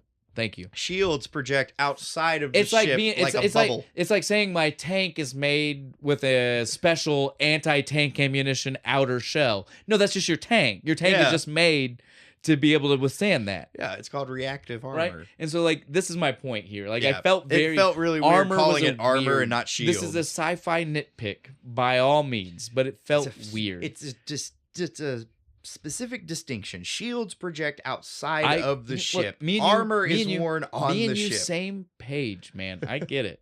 I want to make sure they understand. Go back and rewrite it. I want to redo. But yeah, so while the chaos is breaking loose, they decide to hightail it, run out of there, even fucking hit the turbo. I love that there's a turbo button. He's like, oh yeah, it's right here. Woo! And then it's so funny. He's hitting the turbo button, and he gets called out by Alexander, who is definitely not someone who would understand vehicles or small engines or anything like that. And No. he goes, I'm pretty sure It's just for quick boosts. You don't hold it down. How the hell would you know? burns it out. But while the whole time this is going on, they were never outrunning Saris. No, That's he the had other matched- thing. the He computer was even matching. says it. Yeah, at no point were they faster than him. They were only the same speed Yep. and slightly ahead of him. That's it. So when we come out of turbo, When the engine instead blows, of warp, we still have to lose him. So we go through the Tothian minefield left over from the Great War of 12875. nice, very good. I love that. Sorry, I had to have that one. And this thing stretches on for fucking light years. This is a huge. It It's- looks like a nebula. Well, it's funny because they make it look that way, but then they're out of it in maybe 5 minutes. 5 minutes. It's so crazy. They make it look like it is never and ending. they get the fuck wrecked out of them on this thing. Again, this is where I hate armoring being what they said. And I get it makes the magnetism work better. It does. But that being said, they also had no holes in the ship or like visible explosive markings. None, not really. And so I was like, what exactly is this armor doing? When they come out, the engines just kind of stop working and it tumbles. Again, we are sci-fi nerds. We know it. I've seen the Enterprise get a huge chunk of the saucer section taken out, through right? You know that like fucking 300 crewmen just out into space. They find out though after they finally get stopped how when they stop it's not immediately like we're fucking sitting ducks because again he was right behind them. I don't understand. Maybe it went around. I don't know. Maybe he was going too fast. He passed him. Yeah, I guess. Just went. But yeah, so they make it out of the minefield and they're like, well, we can stop. We can breathe. We can really assess the situation. Not only was the engine blown, it blew the beryllium sphere. It is cracked. Oh, what is that? Oh, sense of science talk for sci-fi movies. But apparently this is their version of the warp core. It's the thing that generates all power for the ship. Well, I guess that makes it not the warp core. It makes it the dilithium crystals. Yeah, it'd be the dilithium because that's what's powering everything. Yeah. Right?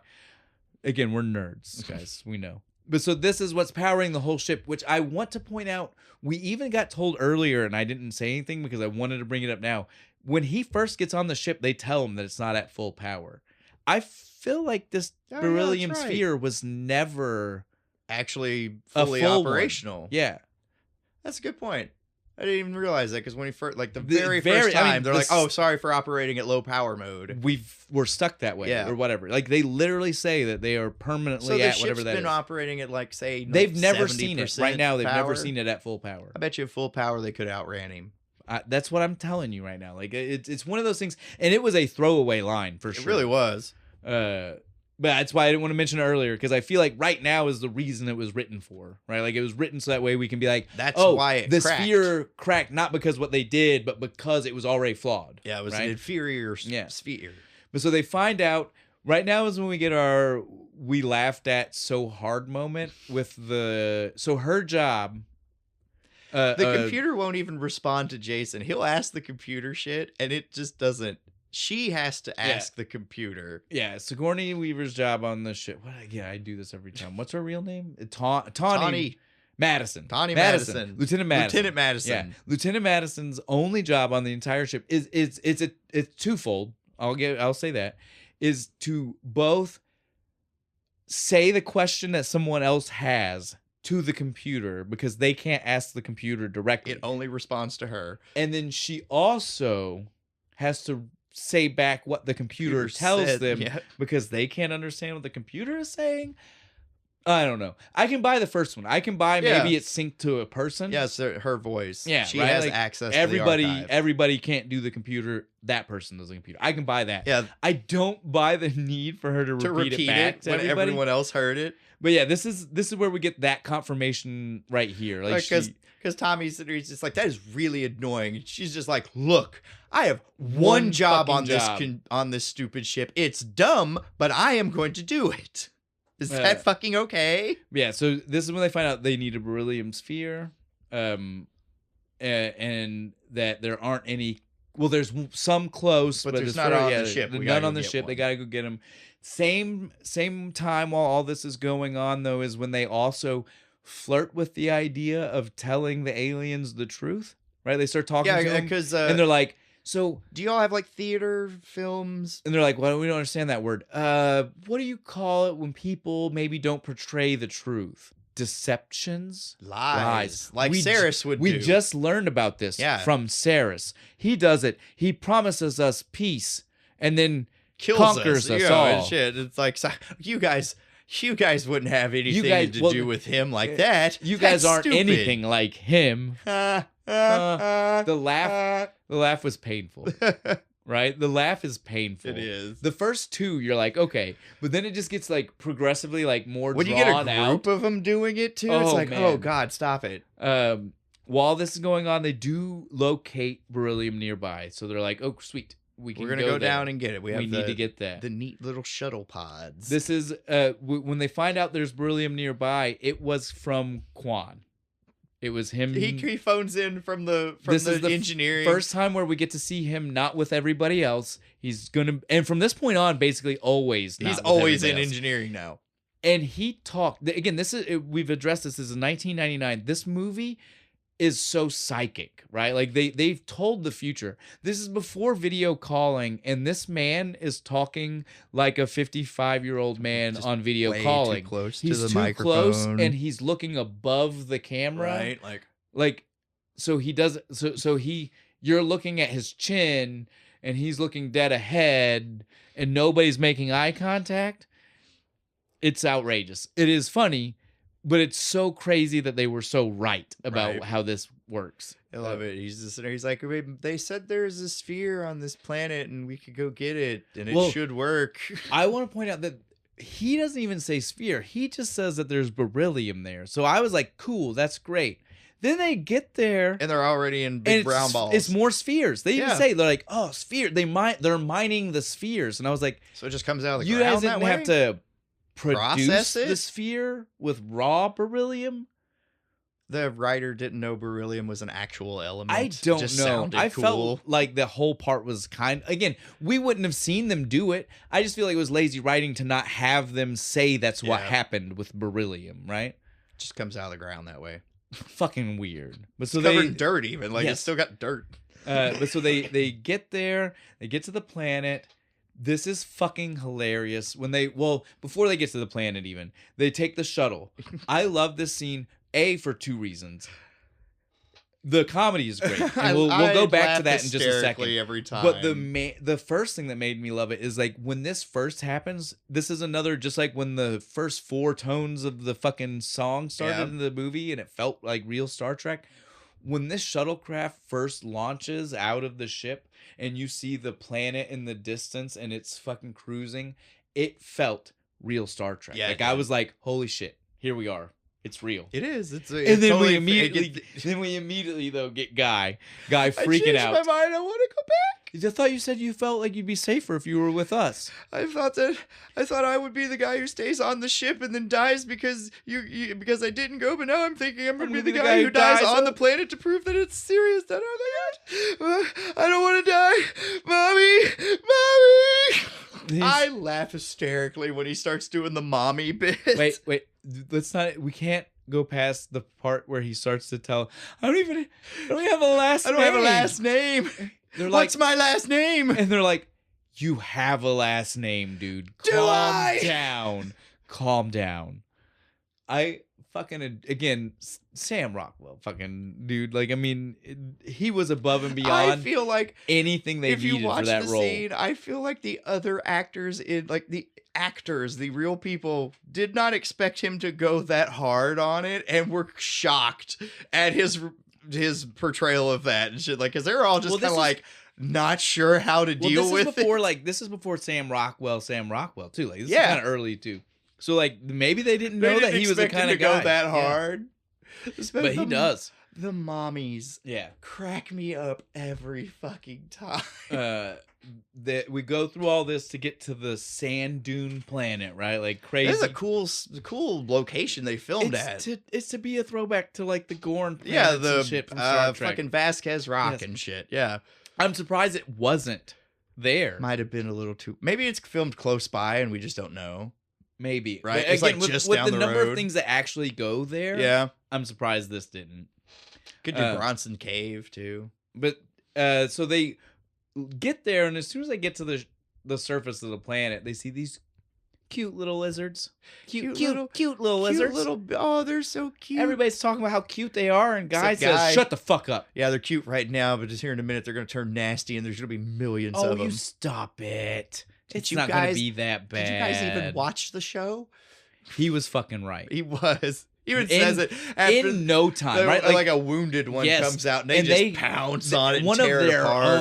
One of their own guys going up. He's like, "God, I hate being right." I love that as soon as they hear that, Gwen looks up and she just instantly says, "We need to get out of here before they kill Guy."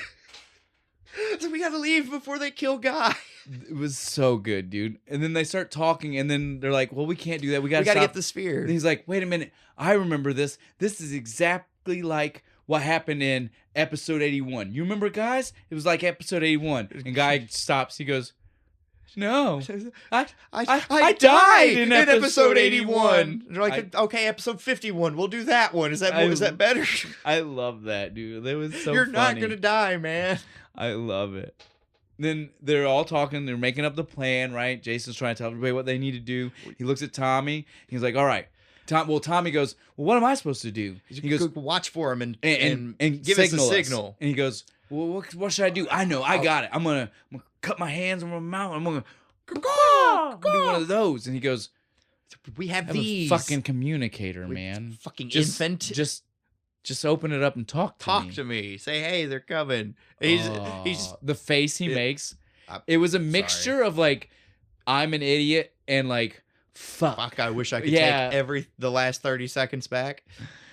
Oh God, I seem so stupid right now. And then him and Guy go off and shit. Oh, continuity error. Did you notice right here? Tim Allen actually calls Guy Fleegman.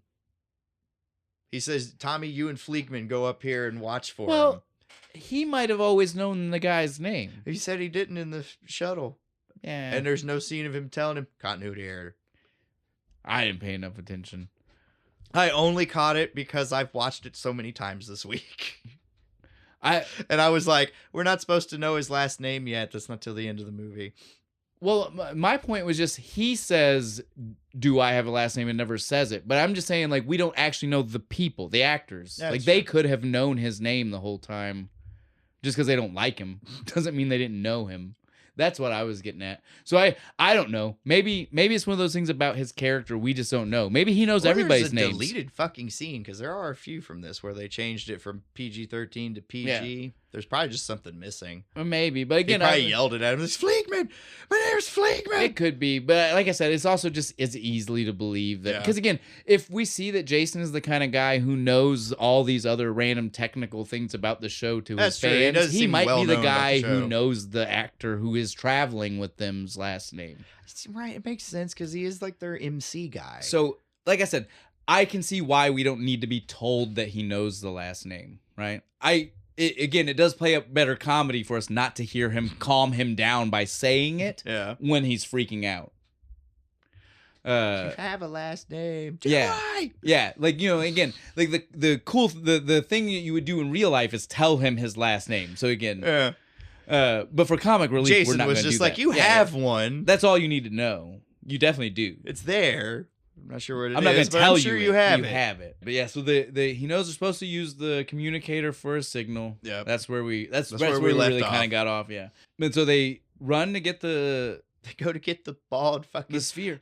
I didn't notice until they go and get the ball, but Fred has been carrying around his like lunch bag the whole time because he's carrying in his fucking teeth. Yep. Well, hey man, Stoner's got to have his munchies. If you need your food, you need your food. Gots to have them calories, buddy. Yeah, so once they get it, though, much like before. Yeah, it's exactly how Guy said it was going to go. A little bit of pandemonium breaks loose. There's thousands of them. These things are coming after them. They have to try to make an escape. They roll the ball as fucking fast as they can, and they get it in there. Get into the ship, then we run into a problem. Guy is like the first dude in that fucking shuttle, dude. Of course. We get to a little bit of a problem. They're trying to debate who's going to be the hero. Who's going to stay and die the hero? Who's going to go back with the ship? The dumbest part about this is they would have had to have pushed the ball out for Alexander to be the one that died a hero. Yeah. So there should never have been a conversation. No. But just punch him in the face, Jason. Get him out of the way. I do like how it plays out, but I'm just saying it was stupid. It's so crazy that he thought like, no, I want to do it. Let me roll the ball out. You take my place. Let me stand where you are. This over. Hold this. Just fucking and then I'm gonna over there. Right? Like then I'm gonna be the hero. You just fucking do it. That's what you do. That's how you just sit down, Alexander. And so they do. They do exactly that. He punches him. He stays behind. The aliens bash his head in with a rock, but then leave him. They don't eat him. Yeah, they said they were going to eat him. They must smell like bad meat, I guess. I don't understand exactly what happened. And then when he wakes up, a pig is there. A pig lizard. The pig lizard. I love the costume for this. It's so good. And then we find out that the communicators do work. Yep. Thank God. Because everybody's up on the ship and they're like, "Look, we got the thing here. We're gonna use the digital conveyor." And he's like, "Well, teleporter." What? No. And I love that. he's instantly afraid, which makes me feel like that it must not have worked on the show. On the show either. Right? Like it canonically in the show never worked. Right. And so he's freaking out already because he's like, oh, it never worked on the show. If it didn't work on the show, those guys couldn't make it work. Right. But they're going to test it on the pig lizard. It does not work. It is was goo. specifically made for Fred to run. It is right? goo. It explodes. It's not even goo. Well, it turned inside out. But remember and then exploded. Well, remember the problem though is not. Yeah, but the inside out was goo. Is my point though. Like they said, it's inside out, but if you look at it, it's like a pile of goo with a tail, some fucking bones and shit sticking out. But the worst part about this is though, like. The reason that happened wasn't even because Fred didn't know what he was doing. The reason it happened is because it's only made for people, and they've never had specifically people. designed Human for their anatomy. DNA. Human shit. anatomy. And so they've never been able to test it. After the pig, Fred is like, I can't. I'm not doing it. I fuck everything up. Well, how would you feel as Quan? Like, this is the moment, I'm right? just the stoner this is dipshit. Like, I'm not qualified for this shit. And this is when he throws it out. I'm not even Quan. Yeah, this is where he throws it. He's like, that's not even my real name. Like, I have no reason to be here. My God-given name. He's like, I'm not Tech Sergeant Chen. I'm not even Fred Quan. It's not my real name. Get me out of here. Fred. But Jason talks him down. He's like, I know you will. You were great. You never missed a line. You always found your mark. You just quit trying, Fred. You're going to save me. I know you are. Just straight up some PTSD. Yeah. Tell me it's not. Yeah, it had to have been. I mean, I don't know what from, but I'm just saying, like, the way he starts, like, freaking out about everything. Like, unzipping his uniform and shit. Like, he just wants to get it off. Now, we also can't forget, though, once the pig lizard was gone, the aliens show back up. Yeah. The little lizard guys. The little lizard guys. We don't want to get too carried away with either group. They're this chanting is very for crazy. Garignac. Well, that's what they chanted before. Yeah, remember, that's what they thought that was either They thought that's what the pig lizard was, but now it's gone. They're still doing it. They say hit the translator button, and I was like, why weren't the aliens hitting that? Why wasn't Malthazar doing that and telling automatically? Them? Well, I think maybe it only played in the ship. Oh. But my point is, why wasn't Malthazar hitting that and then telling them what the aliens said? Right. Should have been. They're saying rock. Yes. There's nothing to do with the pig lizard rock thing. monster. There's something it's else a rock there. Monster. There's a literal rock monster. Giant fucking rock monster. I like how it comes together. The rocks just kind of like... Oh, it's very video game. T-2000 it's style. Very video just come game together. The way you would see a Rock boss form, right? Like slowly really like cool. Bring up the hand and it's just there. I give CGI a lot of shit. The CGI in this movie is really good for fucking like 1999. Then we hear from Guy. Can you form a rudimentary lathe? Because he's trying to figure out how to beat it. There's fucking Tara starts smacking a head. I fucking no, love I can't that. make a lathe. He said, well, it's so funny too because he was just like, I know how to help. Right, I got it. And that's what he came with, and it was like, you don't got it. You need to make a rudimentary weapon. Can you make like a lathe or something? So bad. It's so horrible. Trying to call back, I guess, to the Gorn fight. Yes, TOS. It's something like that. Make a cannon real quick. Is there any sulfur and diamonds laying around? And then we see, like we said, Fred's dealing with PTSD. I guess at this point we can officially not use Quan. Yeah, because we know it's not Quan. He's not Quan. It's Fred Davis. Yeah, but so Fred is having he's still having his panic attack. He's like, I can't. I'm gonna fuck it up. He looks across the room, sees locks eyes. She smiles. Kinda, I guess. As much as those aliens smile, it's kind of just like it was more like a smirk. I don't really know. I don't know how he was. They're always so wide-eyed. It makes them look like they're just going. Don't know why he assumed that it meant that anything was going on, but her attraction ? Gives man confidence, right? And so he says, "I can do this. I got this." Turns around, zips up the jacket. Even he's like, man, and he's like, "We're gonna do it." And then literally, like, Tim's like, "What?" As the fucking monster is about to crush Jason's like, "What? What? I still don't know." Right? You're gonna save me, man. So. I know it. Just do it. I guess I just have to trust you. Just stand. He comes up teleporting. He's like making the and it worked. Look. And now he's got the full again. This is like Shatner ripped shirt. I see you managed to get your shirt off. Yeah, says Alexander. Yes, I loved it. So good, so great. all right, cool. Like we're back on the ship. Let's They're all install the talking sphere, though. right? Yes, It's all gonna be and then- great. and then while they're drop us talking, off, he's it'll be just like, fine. But what's Malthazar. going on? Yeah, mouth. Why isn't Why is anybody no one answering answering us? me? He starts calling for anybody else. in Nobody's walks answering. fucking Saris and his fucking With everybody, boys. yeah. He's got him. He's doing gunpoint. the hostage walk. He's got Malthazar We front. apparently while you all were fucking around on the planet, we got boarded. Yeah, crazy. Apparently, it didn't take him very can't long believe to that. get around the minefield. You know, because he was right fucking behind us. I guess. We didn't really have insane. time. I know it was necessary, but we didn't have time for this away And so mission. Saris just starts fucking screaming. What the fuck? You know what it is. Tell What me is what the the Omega Omega-13. 13? What does it do? Where did it come from? Fucking shocking poor Malthazar He's just- on the he's just- fucking yeah, I know. torture bed. And shit. they're just sitting there like, we don't fucking know. Is it a man. bomb? We Zap. don't know. Is it a booby trap? Isn't that the same thing as a bomb? And so they tell him the truth. Well, they're about to put Quinn in the I know. thing, and he's like, "I'm not the I know. commander." I know why they did it. I don't think Breaks it's it important. down. I don't think it's important that they were going to change the person. My point is just they were about to. He feels the need to tell him the truth. He's not the commander. He even has Gwen show him the historical tapes. As soon as it starts, Saris is just like, because apparently they Yeah. had theater on their planet. He's like, "Oh, I get it now. Well, and then he says, you all have done way more damage you than come I with me." ever could." Well, and he's like, you come with me. And he takes him to Tell fucking him. Malthazar. Tell him. "Tell him. Tell him what you Explain told me." to him what's and going they on. start, and he says, no. Tell him as if he were a child. Because he doesn't understand. Shit. Fuck, dude. We pretended. Clueless look. We lied. That one. deceived That you. one I understand. Why? You can't. Not you. Why? It's like, I'm sorry. I'm so sorry. Everything is fake. I love Right? the conversation. Like because the- everything the- is fake. The Even ship, me. Even me. Oh, that one hurt. Like even the other. Yeah, his no, crew well- is just kind of like. Well, because again, they can tell he's grown, Yeah. like as a person, and they at this point they know he's grown as a person, but they also know they were wrong about the judgment from before, right? And so they're like, God, for him to say that yeah, it's big. with the way he feels about this stuff, that's rough.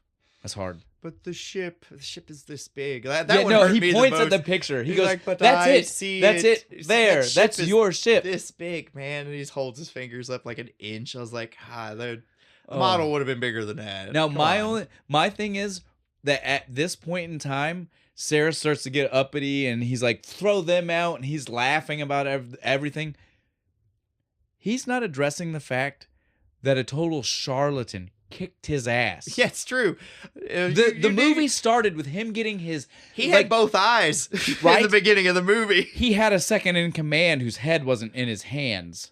Let's not forget that this charlatan, dipshit just came out of nowhere and actor- whipped your ass This pretender. and led you on a goose chase across the fucking stars, buddy. So again, I feel like Saris should have been feeling a lot more insulted right now. little But he's insulted. still pretty cocky. Yeah. For a guy who just got bested He's by just by an actor. by an actor. Now his plan is he's just gonna overload the core he wants vent to all the air. He's venting air out of the barracks. The barracks, and he's gonna shoot our crew Out an from the Galaxy airlock? Quest out an airlock. He's gonna finally go get Omega 13, even though he doesn't know what it does yet. and then just blow the ship up with he's done. He's done a with everything. overload or something. When sorry, I didn't get to work it in where it would have been really funny. I did have a really good dad pun for that. He decided he was gonna shoot them out the space lock cold-blooded, just like he is. It's a lizard. It's a lizard. 'Cause he's It's a cold-blooded. lizard. Sorry. It's not as fun. I was trying to work it in good, but I didn't see the note until after we'd already said it. I forgot my note joke. Yeah, so this is that time though, like everybody's feeling deflated. They're feeling they're not gonna be good enough. They can't do it. It's horrible. It's over. And then Alexander starts giving him shit. He's just like, "Where's the happy ending, Well- Jason? Where's the never give up, never surrender?" Well, that's the thing too. None of it meant a damn thing to Jason until he said, "Where's the never give up, Yep. never surrender?" It wasn't even the happy ending. Then he No, gets it an was it was idea. that line. It was throwing him his line. Right. The never give That's up, never what got surrender. him. Literally, if you can watch it, I swear there's a twinkle in the eye Yep. The second He the pops line, up, yes. little perk in his. If Alex would have done the same fucking speech to him and not included that line, wouldn't have worked. But it gives old Jason the idea. He just turns around and starts insulting Alexander. He's like, yeah, you scene stealing hack. I'm glad that Alex figured it out. Caught on. Because this could have ended real way bad. But they're both good at their craft. Yep. They have a nice fake real shoot fight. They have a They throw some real. They were real insults. Well, and Alexander did throw in a real punch. We get told after the fact. You used to pull your punches. He's like, not anymore. You fuck you, blah blah. He cusses him out. Yeah. But they have their little fight, distract the guards, and throw them inside the airlock. And Johnny on the spot smashes the button. They throw him out, and he's like, well, it sticks for a second. He's like, hi man, did you see that? I'll get one of my boys down here with some the WD-40. I fucking laughed so hard, dude. Like, it was so, again, it's the nonchalant demeanor he had when he delivered it. Did you see it stick? God. Well, like a real engineer. He even pointed it out, and they were like, what? And he goes, it stuck for a second. Yeah, it stuck for a second. I'll have one of my guys down here and fix it. Chief O'Brien fucking line, yes, dude, right? I loved it. It was so good. Now we finally get all of them are stepping up, right? Like, everybody is like, fuck this. We owe it to these people. Our scatter plan. Everybody goes in different spots. Well, and this is like, we owe it. They all realize. We're gonna go. They see the video of them dying and shit. Just like, we have to take over the ship. We have to do it. We're gonna rally. Right now. And they're like, well, we don't even know where to go to get, because he's like, we need to do, Jason's like, we got to get. We're gonna go shut down the core. Fred, you and Guy take Leilani and go turn the oxygen back on. And Gwen's like, yeah. Alexander, you and. Is there another guy? No, I think he just goes off by himself. He runs into that guy later. He tells him to go try and wedge the door open so they can get air. And Tommy's over. He's like, well, what about me? What am I going to do? You're going to go learn to drive, buddy. Which, that's the easiest one to talk about. He literally just goes off and we're done with him. Video we're done with him until he flies away. Until he flies the ship later. Videos. That is all he does. This is a very crazy scene. Once they all know their jobs, though, that's when Gwen looks over at Jason's like, we don't know where we're going. We don't know how to shut down a core. He goes, I know someone that does. He flips out the communicator. Out. Bing. Here's our call back to fucking Justin Long. God bless it. He's Brandon, sitting in his room, sitting at home. Making a model, being a nerd. Hello? What the hell? Hello? I don't know if you can hear me. Yeah. This is Jason Naismith. He picks it up. He's just like, oh, yeah? Hi. He's so excited when he hears. He's like, I just wanted to tell you something. I know it's a TV show. I'm not crazy. I wanted stuff. Basically, he says, even though you yelled at me and you shoulder fucking checked me to the ground, I want to let you know I'm sorry, and I'm not as bad as you think I am. Yeah, I'm sorry for being an overly dramatic fan, but I know it's not a real thing and all this shit. And he says, shut up. He's like, shut up. It's all real. It is real. It is all real. I'm in space. I knew it. I'm in space, and I need your help. That's what we all want. We all want that phone call. It's like, yay, it's real. Literally, they say that to him, and he goes, I'm going to get my buddy Kyle. Yep. Kyle knows this ship designs better than anybody else. He if anybody can help us make sure you get there, it's him. And we just start the whole train. We get the whole little gang together. The little kid? The little tiny kid with the glasses and shit. Like, I loved it. Nerd power unite. Right? Like, come on now. Bring all us fucking Trekkies together and mass internet huddle, if you will. Right? It was so good. I loved it. With the shitty webcams where you move like 4 frames a second. Then this is like I said, we're not going to do all of our cuts, so we can just stick with them. This is when we see them get into the ducts, right? Air ducts. Why is it always ducts? Jeffrey tubes. Why is it always right? You know what I'm saying? Like, it is though. She said it in my head. I instantly was like, Jeffrey's tubes. Why is it always fucking Jeffrey's goddamn tubes? time? We're always crawling through these goddamn Jeffrey's tubes. Who designed tubes? a ship where you can't fucking just walk to the fucking access panel? I loved her making these comments about this. It was so fucking funny, dude. He's walking him through and stuff, and he's just like, there's going to be a slight drop, and then they just fall straight down. They get to the room, right, where the Omega-13 device is. They're on the bottom side of it. And she at first is like, It's just a fan. Yeah, like, because we Brandon have that was like, in every well, episode. because Brandon was like, it's got to look amazing. I wish I was there with you And guys. she's just like, and then she looks up and she's like, It is. It's really it's fucking dope. Cool. But then that's when finally we have Jason be like, oh yeah, you're a fan. What is this? Yeah. Like you might know because you guys speculate. Yeah, they do this shit. And we get the like actual like. Well, we get two. We get two. It is a two-sided coin. It's one or the other. It will either do what like the they thought in the beginning and destroy everything, or 13 seconds back in time. One moment. When you push the button, not a lot. You go back 13 seconds. We get the line from fucking Jason. It's enough time to fix one mistake. Ooh. But we got to run now because the deepness of when he said that didn't even get to fully be fucking absorbed by the moment. No, because they're being like shot he said it, and I got like the twinge. You know what I mean? Like you hear something, and you're like, oh, that's but it's fucking immediately good. cut off by them getting attacked by which the is dude. great because really, if you analyze the statement, it is overly stupid, over foreshadowing too. It's and like, it's oh well, so something's stupid, about right? to Like, happen. But for the split second, they played this moment really perfectly. Like you get the split second where you're like, oh, that's so dope, and then shot before you can think about how stupid it is. And then we get to my favorite fucking bit, the chompers. This is so funny. He even says it. Brandon says, all right, and turn the corner, and then straight through the chompers. And there you go.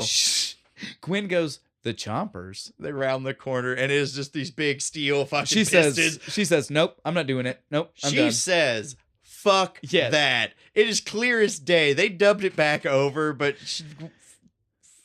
Sigourney Weaver said fuck. Well, they said they dubbed it over as screw that, but it would have been way funnier if they'd just left it as fuck that. Because I wouldn't go through that. Because I agree with her. And it's funny. Why is this here? It's funny watching the TV show clips while they're trying to help them because the TV show clips are so slow. But this thing is fast. It's crazy fast. The ones on the thing are just like slow moving. And so then you pistons. hear Brandon go, it's easy. It's just a time of 22444224. And fucking Jason's just staring at the communicator he doesn't like say anything. What? And the whole time Gwen's going off about how stupid the whole thing is. Are you already past this? Yeah. Okay. Well, then you need to go now. And now. And then that's how they get through it. It's just him literally going every second going. Stop. Now. I mean go. I mean jump, stop. Jump through the fire. Jump, Commander, jump. Yes. Because he fucked up right at the end. He's just like, just go. Just get it over with. It's amazing. Whoever wrote this episode should die. While they're dealing with all of that down there is when we finally get the moment with Quellic. Yeah, he runs. Runs into Alexander. He runs into Quellic. He's been been a dick to him the whole movie because he hates the lines. This guy super lives fan. for it. He based his life off of the whatever people the oaths and shit that these people have. He based his whole life off of it, and so they join up. They're working together. He takes it. It's not gonna make it. No, it's very sad because it's like right at the end. Because they do this whole thing where they're trying to get the door open and they're doing the chant and they get a little gap going, right? And they fall down and then it cuts away and Fred and all them do their fucking thing. The teleport. And bring the big giant rock monster up to fight everything and get the oxygen turned back on. Yeah. It's real funny and simple. Well, that scene is good, but again, there's no reason to say that's more. It. That's the whole scene. Exactly what happened. He calls him up. The only thing that I want to bring up about it is how did that work? It only works on humans. That's a good point. I didn't even think of that. It only works on humans. It only works on humans because plot. I know, and that's my point. But I mean, again, like you want to get into this. You said earlier it only worked with human DNA. There's no DNA in rock. How'd we get the rock? You see what I'm saying? Yeah, it doesn't make any sense, but it's fine. But he just summons the rock to take out Saris's army that's so they on can the get ship. in and turn the valve to turn it on. Yeah. But so while all this is going on, like I said, poor Quellic, he gets taken out. Yeah, right as soon as they shot. Get, everything's good. Get the door open, everything's it's like, good. Yay, everything's they fine. Save everybody. Let's go back to the command deck. Shot in the back. Well, that's what's crazy. He's shot through the back, but then he feels it through the chest, right? Like so you know how bad it is. I'm shot. Well, and again, at first you see Alex drops down. And he's like, "It's okay, man. It's just a flesh wound. Yeah, we're gonna get you to medical. Medical. You'll be fine."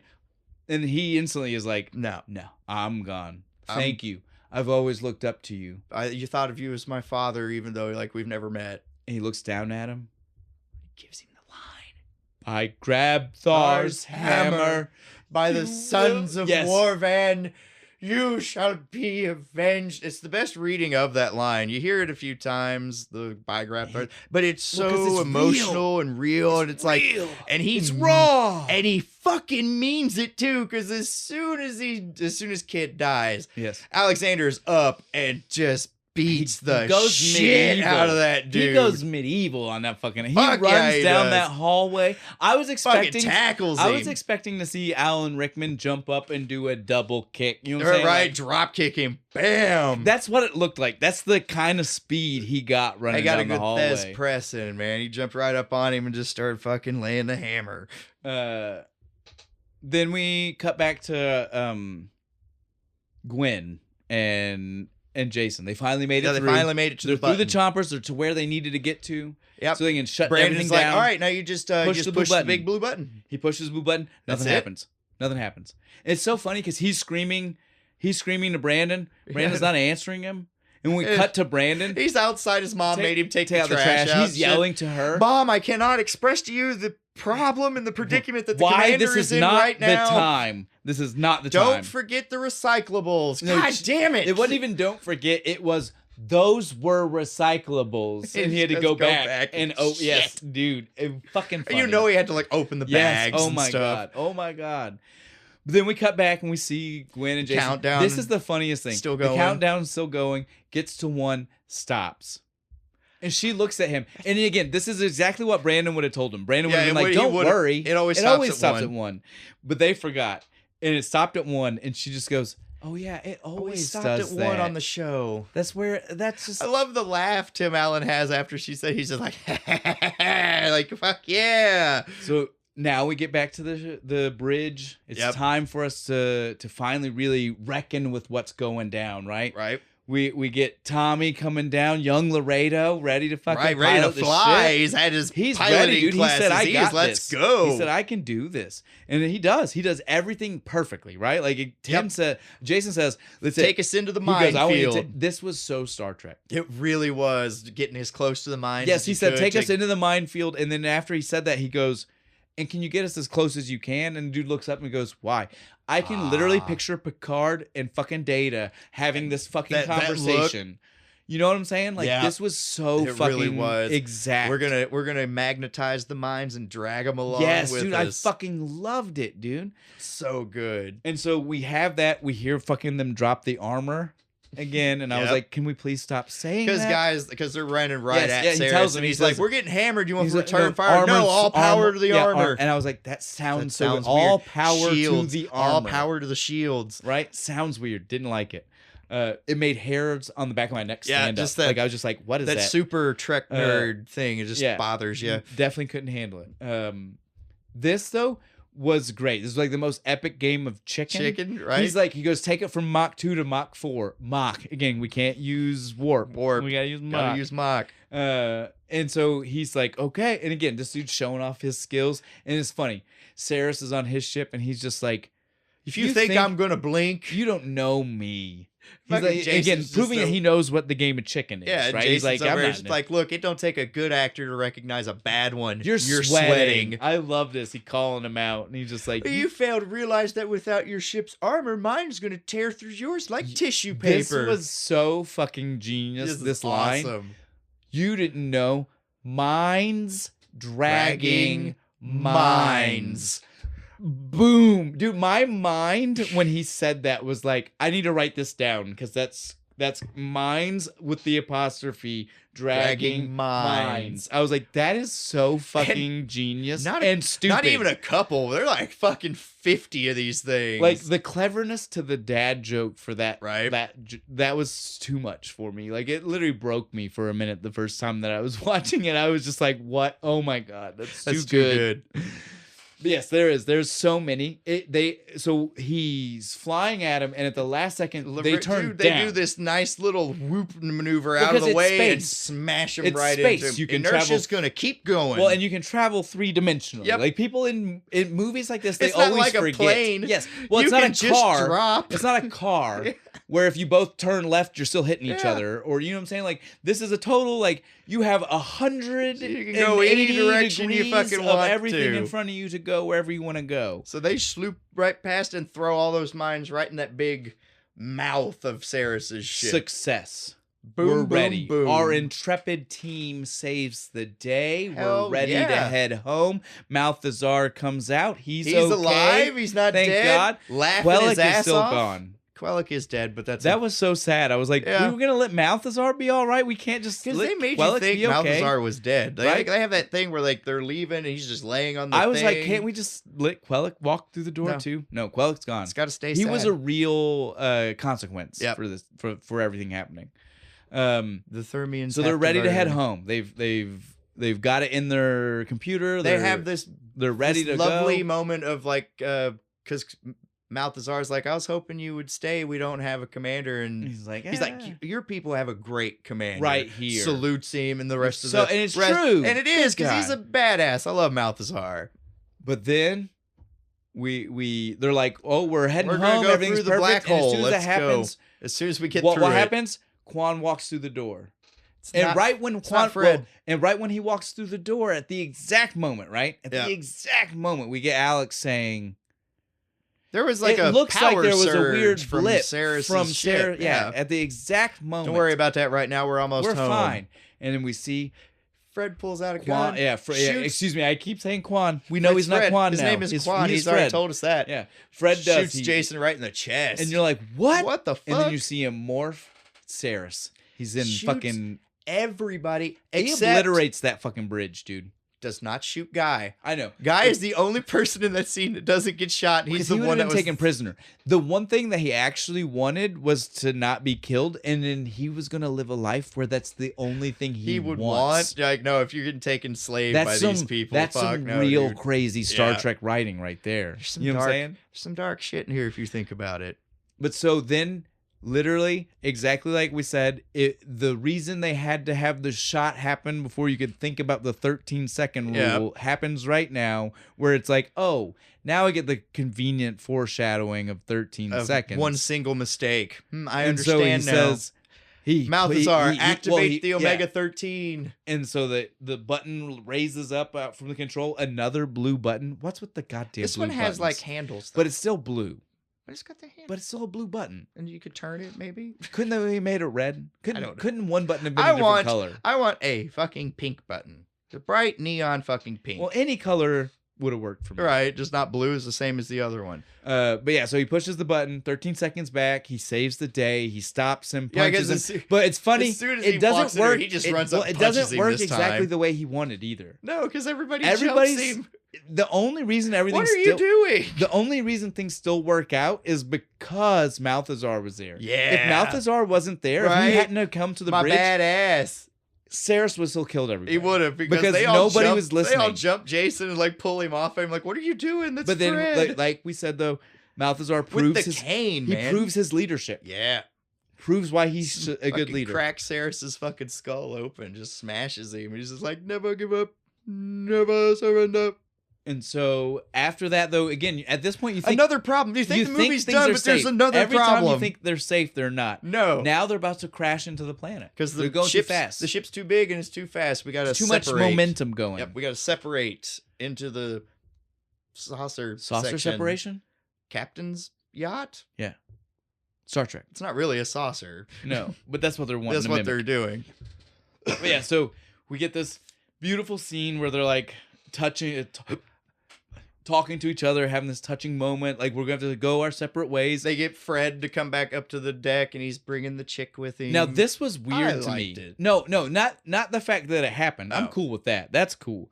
The weird part was when she walks with them and stays with them to go, Malthazar gives her a look, and I can't tell if it's a look of this is okay and this is beautiful, or if it's a shock. look of I don't know what our races are going to do mixing together. This is a problem. Could go either way. Could be like, oh, I'm super happy for you, or about, oh, I don't know if you should do that. I'm fine with the inner I'm okay, species but love. This might not work out.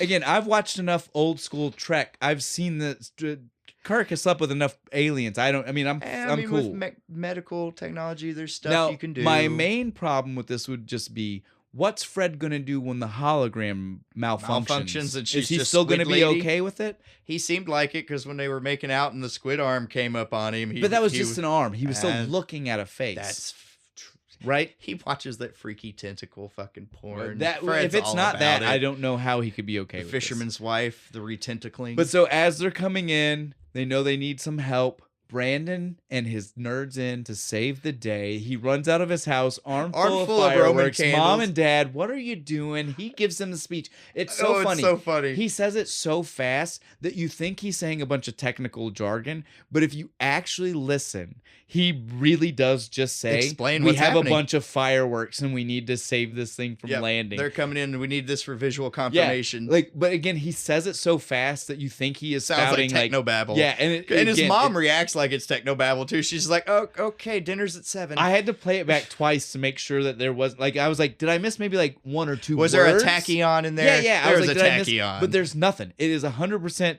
tech-free talk. Yeah, there's like they're hitting the atmosphere too fast, and we got to like guide them in with Roman the fireworks. Candles, yes, which is exactly what they do. They just go in the parking lot and wave them around as the ships just. Did you notice? Oh no, you didn't know. We've had this talk. Oh man, I hate this.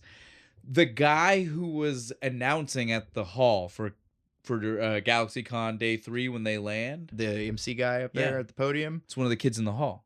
He was fucking really familiar. Well, you didn't never watch Kids in the Hall, but you did watch the ladies' man. He's the mailman. He's the mailman who comes and he has the problems with him. That's why he looked familiar. Like I said, dude, I love Kids in the Hall. I will always be able to tell you when these guys pop up. I love them. Because as soon as the ship crashes into the fucking convention center.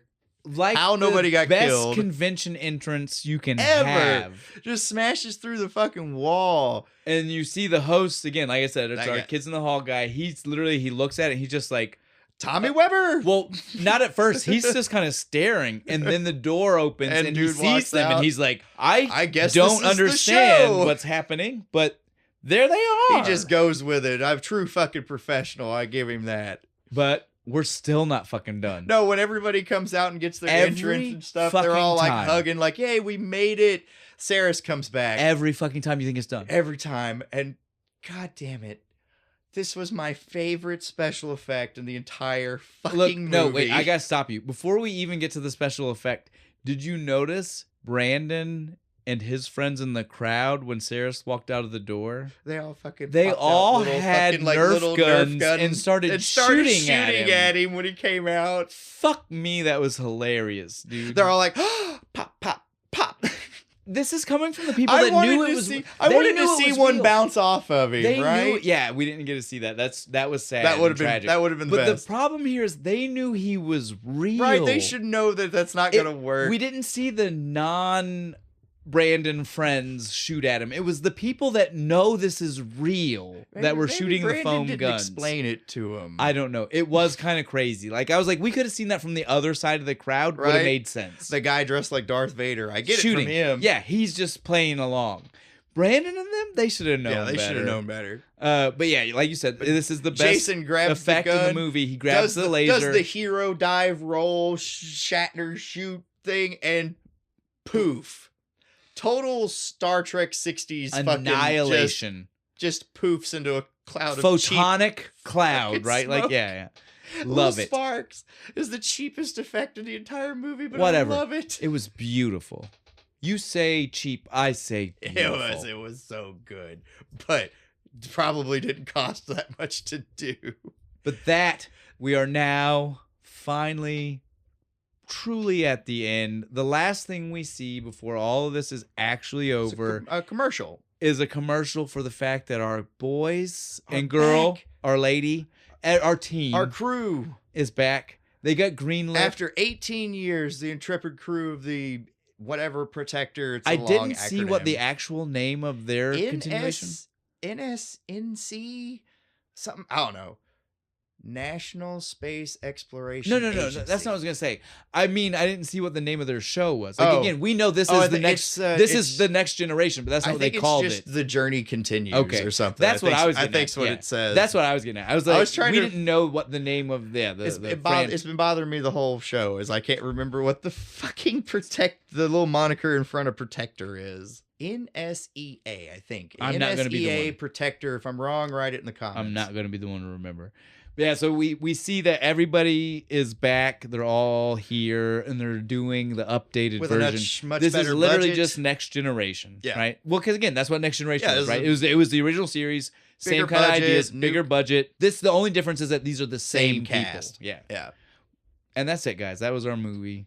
We had a blast, fun time, I love this fucking movie so much. kick-ass Dude, special. champagne hits hard. Fun anniversary. Yes, it does. God, we can't do this any other time. I No wonder people only drink champagne occasionally. They Jesus only do it to Christ. celebrate because Yeah.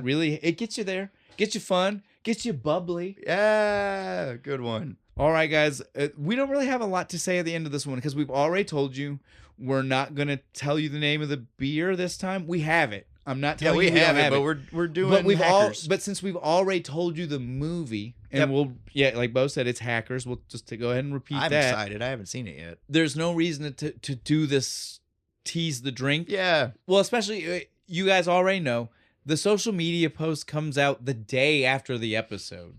So like even if I were to tell you the name of the beer here, it's only a day later if I don't. Yeah, you're gonna Right? Like you'll see it. You'll see it in 24 hours from when you might listen. And that's only if you listen on day one. If you don't listen on day one, then you're already seeing you've already seen the it social before media you even post heard is the already post. out there. So we're not doing anything crazy, but we figured just like this one, we want you to have the opportunity to watch it Go and watch enjoy Hackers. it with us when we go to talk about it. So watch Hackers. It's got a lot of famous people in it. We've got Angelina Jolie, my guy Matthew Lillard. Love seeing him in something. Shout out James Marandino, SLC Punk for that one. We love it. But then again, when we get to the movie, I'll get to talk to you more about it. I don't want to say too much because again, this is one you have not seen. So Yeah, I haven't seen it. I don't want to start saying I don't anything want now any bloody spoilers. and mess anything up. But yeah, there are a lot of famous people Nice. in this movie. But all right, so like I said, we don't have anything else to talk about. So on that note, I guess we're done already. All right, man. You want to say it with me? Little never give up. Never surrender.